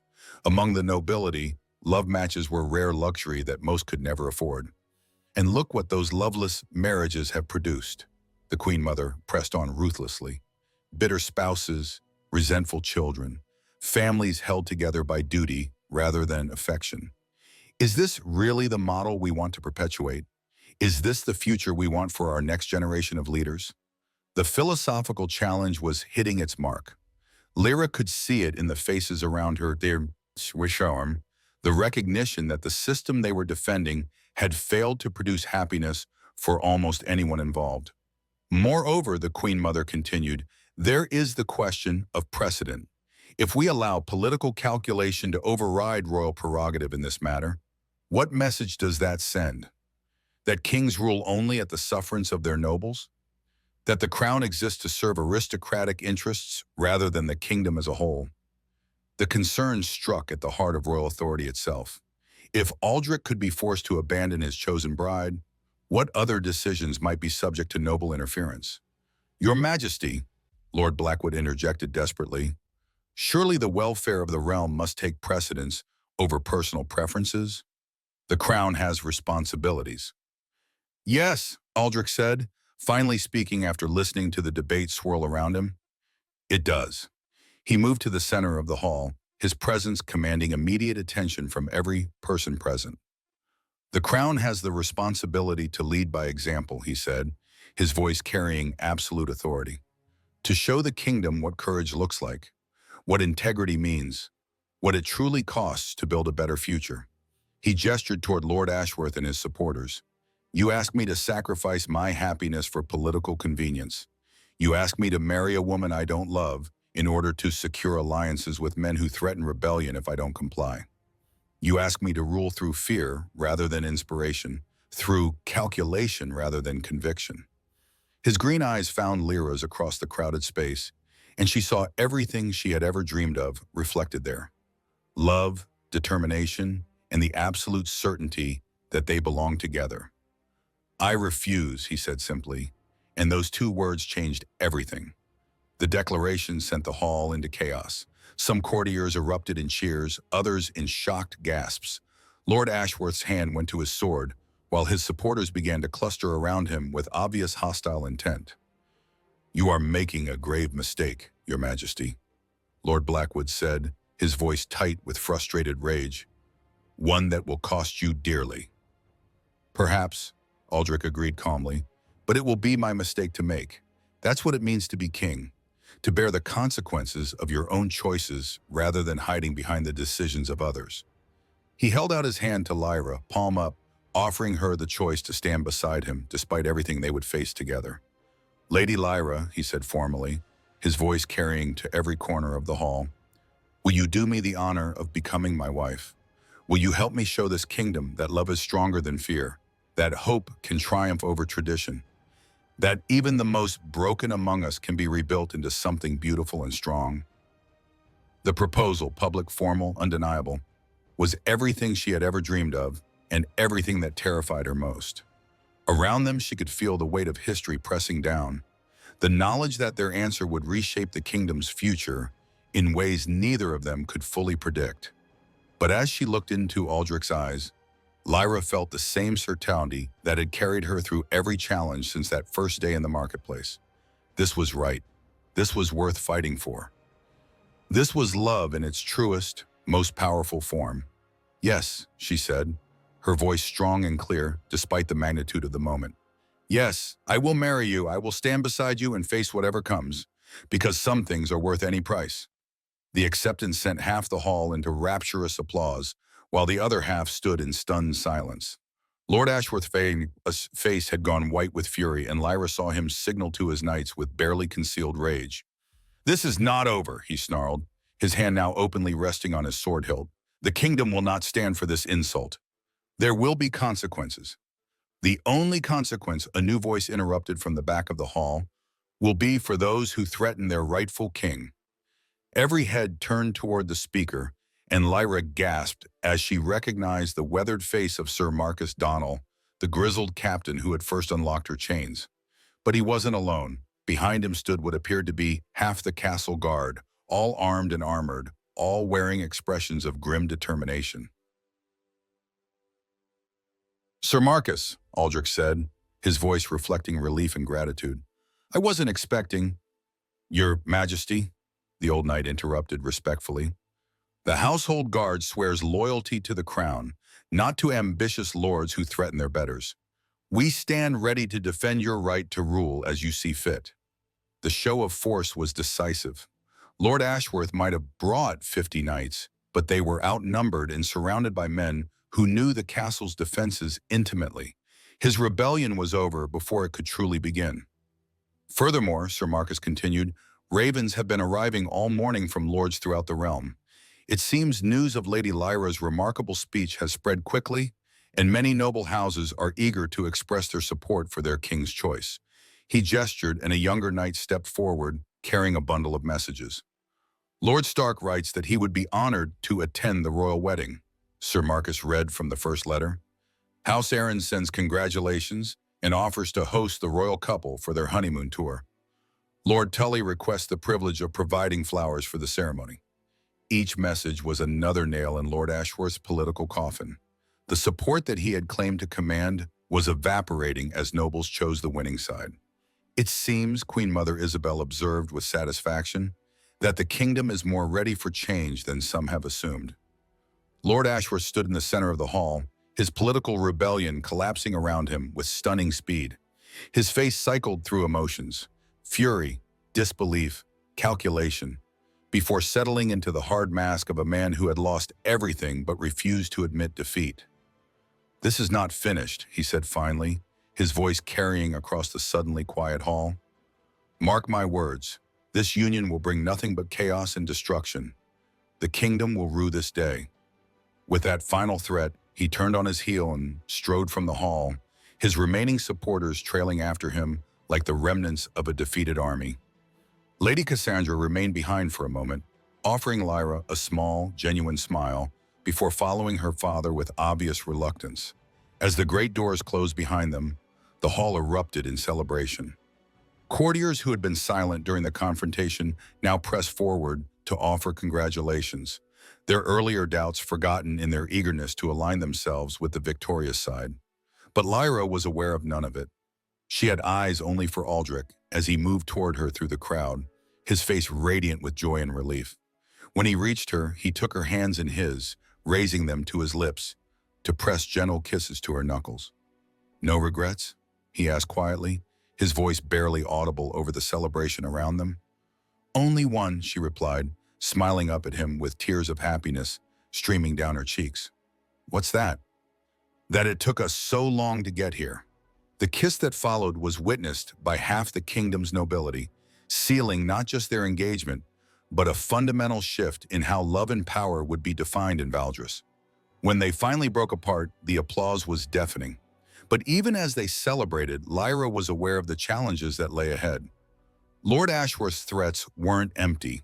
There would be opposition, resistance, attempts to undermine their union and their rule. The road ahead would be difficult, dangerous, and uncertain. Yet as she looked around the great hall at the faces surrounding them, some genuinely joyful, others calculating but accepting, all acknowledging the new reality, she felt a deep sense of rightness about what they had accomplished. They had proven that love could triumph over politics, that courage could overcome tradition, that even the most unlikely partnerships could reshape the world when guided by genuine commitment and shared values. 6 months later, on a spring morning that seemed to have been designed by the gods themselves for celebration, Lyra stood before an ancient stone altar in the castle's great chapel. Wearing a gown of ivory silk that had been crafted by the kingdom's finest seamstresses. The dress was a work of art, simple in design but exquisite in execution, with delicate embroidery that caught the light streaming through the chapel's stained glass windows. Her hair was arranged in an elegant style crowned by a circlet of silver and emeralds, but it was the expression on her face that truly made her radiant. 6 months of preparation, of learning the protocols and responsibilities that came with her new role, had transformed her from a nervous bride into a confident woman, ready to take her place beside the throne. The chapel was packed with witnesses, not just the nobility who were required to attend such ceremonies, but representatives from every level of society. Farmers and merchants, craftsmen and soldiers, servants and scholars, all had come to witness the wedding that had captured the kingdom's imagination and proved that fairy tales could sometimes come true. At the altar waited King Aldrich, magnificent in robes of state, but with eyes only for his approaching bride. The months of political maneuvering and ceremonial preparation had only strengthened his certainty that this was right, that love was indeed a foundation strong enough to build a kingdom upon. Beside him stood Sir Marcus as his witness, the grizzled knight's face reflecting proud satisfaction at seeing his king so obviously happy. On Lyra's side, Queen Mother Isabel served as her attendant, the older woman's expression showing nothing but warm approval for the union she had helped to orchestrate. As Lyra approached the altar, she caught sight of familiar faces throughout the crowd. Emma, her loyal servant, wept openly with joy. Master Edwin, the castle steward, beamed with satisfaction at seeing his protégé achieve such heights. Even some of the courtiers who had initially opposed the match now seemed genuinely pleased with the outcome. But it was the sight of Lady Cassandra in the front row that surprised her most. The beautiful blonde had remained at court despite her father's disgrace, choosing to serve as one of Lyra's ladies-in-waiting rather than retreat to her family's estates. The friendship that had developed between them had been unexpected but genuine. Two women who had found common ground in their shared commitment to the kingdom's welfare. Dearly beloved, the High Septon began, his voice carrying easily through the packed chapel. We are gathered here today to witness the union of His Majesty, King Aldrich and Lady Lyra, a match that has captured not just their hearts, but the imagination of an entire kingdom. The familiar words took on special meaning in this context, speaking not just of personal love, but of the hope that their union represented for countless people who had never dared dream that circumstances of birth didn't have to determine the course of their entire lives. As the ceremony proceeded, Lyra felt the weight of the moment settling on her shoulders, not the burden of duty, but the profound responsibility that came with being a symbol of possibility for so many people. She was no longer just a farmer's daughter who had caught a king's eye. She was proof that the world could change, that love could triumph over tradition, that even the most broken among them could be rebuilt into something beautiful and strong. When the time came for vows, Aldrich spoke first, his voice carrying clearly through the hushed chapel. Lyra, he said, taking her hands in his, when I first saw you on that auction block, I thought I was saving you. I didn't realize until much later that you were saving me from loneliness, from cynicism, from the slow death of a heart that had forgotten how to hope. His green eyes held hers with unwavering intensity. I promise to love you not just as my queen, but as the woman who showed me that true strength comes from vulnerability, that real power lies in service, that the greatest victories are won not through force, but through the courage to choose compassion over cruelty, understanding over judgment, love over fear. When her turn came, Lyra's voice was steady despite the magnitude of the moment. "Aldrich," she said, her words carrying the weight of months of struggle and growth, "you saw worth where everyone else saw failure. You offered hope where others offered only abandonment. You proved that love is not a weakness to be overcome, but a strength to be embraced." She paused, looking out at the assembled crowd before returning her gaze to his face. "I promise to stand beside you, not as a trophy won or a prize claimed, but as an equal partner in the great work of building a kingdom worthy of the people it serves. I promise to challenge you when you need challenging, support you when you need strength, and remind you always that you are more than a crown. You are the man I choose to love, today and always." The rings they exchanged were simple bands of gold, unadorned by gems or elaborate decoration, but made precious by the commitment they represented. As Aldrich slipped the ring onto her finger, Lyra felt the last of her doubts fall away, replaced by absolute certainty that this was her destiny, not because fate had decreed it, but because she had chosen it. "By the power vested in me by the gods and the realm," the High Septon declared, "I now pronounce you husband and wife, king and queen of Aldris. May your union bring joy to your hearts and prosperity to your kingdom." The kiss that sealed their marriage was tender but brief. There would be time for passion later, in the privacy of their chambers. For now, it was enough to know that they had finally, officially, irrevocably chosen each other. As they turned to face their assembled subjects as husband and wife, the chapel erupted in celebration. Cheers and applause echoed off the ancient stones, while flower petals rained down from the galleries above. Through the stained glass windows, church bells began to ring throughout the city, their joyous peals carrying the news to every corner of the kingdom. But even as they basked in the celebration, Lyra was aware of the deeper significance of what they had accomplished. They had proven that love could triumph over politics, that courage could overcome tradition, that change was not only possible but inevitable when people were brave enough to demand it. As they processed down the aisle through the cheering crowd, Lyra caught sight of a familiar figure near the back of the chapel, a woman in simple clothes with work-worn hands and tears streaming down her face. It took her a moment to recognize her mother, who had traveled from the northern valleys to witness her daughter's impossible triumph. Their eyes met across the crowded space, and in that moment, all the pain of abandonment and rejection seemed to fade into insignificance. Her mother mouthed the words, "I'm sorry," and Lyra nodded, understanding that some wounds could heal given enough time and grace. The wedding feast that followed was a celebration unlike any the kingdom had seen, with representatives from every level of society sharing tables in the Great Hall. It was a deliberate symbol of the new order that Aldrich and Lyra intended to create, one where worth was measured by character rather than birth, where opportunity was available to all who proved themselves capable of seizing it. As the evening wore on and the festivities reached their peak, Lyra found herself on the Great Hall's balcony, looking out over the city that spread below the castle like a tapestry of light and life. The sounds of celebration drifted up from the streets, where the common people were holding their own parties in honor of their new queen. "Second thoughts?" Aldrich asked, joining her at the stone railing with 2 cups of wine. "Only about 1,000, she admitted with a smile, accepting the offered drink. "But not about this, never about this." They stood in comfortable silence for a moment, watching the city celebrate below them. In the distance, the harbor sparkled with the lights of ships from dozens of kingdoms, all carrying representatives who had come to witness the wedding and pay homage to the new queen. "Do you think we'll be happy?" she asked quietly. "I think we'll be challenged, frustrated, occasionally terrified, and frequently exhausted," he replied honestly. "But yes, I think we'll be happy. More importantly, I think we'll make a difference." As if to prove his point, a delegation of farmers from her home valley had requested an audience to discuss new agricultural techniques that could improve crop yields throughout the kingdom. It was exactly the kind of practical, unglamorous work that previous queens had left to their stewards.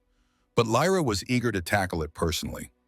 The real work starts tomorrow, she said, thinking of all the challenges that lay ahead, the political opposition they would face, the social changes they hoped to implement, the constant struggle to prove that their unconventional union could serve the kingdom well. Yes, he agreed, pulling her close against his side. But tonight we celebrate what we've already accomplished. Tonight we remember that love really can change the world. As they stood there together, looking out over the kingdom, they would rule side by side. Lyra reflected on the journey that had brought her to this moment. 6 months ago, she had been a broken girl standing in chains before a crowd of strangers, convinced that she was worthless and destined for misery. Now she was a queen, not just by marriage, but by her own merit and the respect she had earned. The title still felt strange on her tongue, but she was beginning to understand that it wasn't about the crown or the ceremony or even the power. It was about the opportunity to serve something greater than herself, to use whatever gifts she possessed in service of people who deserved better than they had received from previous generations of leaders. The girl who had stood on that auction block was truly gone, replaced by a woman who understood that worth came not from what others thought of you, but from what you chose to do with the opportunities life presented. She had been broken and rebuilt, transformed by love and determination into something the world had never seen before. A queen who remembered what it felt like to be powerless, and would therefore never abuse the power she had been given. As the celebration continued around them and the future stretched out like an unwritten story, Lyra felt a deep sense of completion. Not because her journey was over, but because she finally understood that she was exactly where she was meant to be, with exactly the person she was meant to be with, ready to face whatever challenges tomorrow might bring.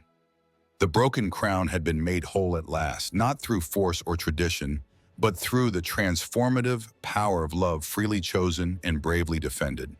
And in that wholeness, the kingdom itself had found a new foundation upon which to build its future, one where every person, regardless of their origins, had the chance to become something greater than their circumstances had previously allowed.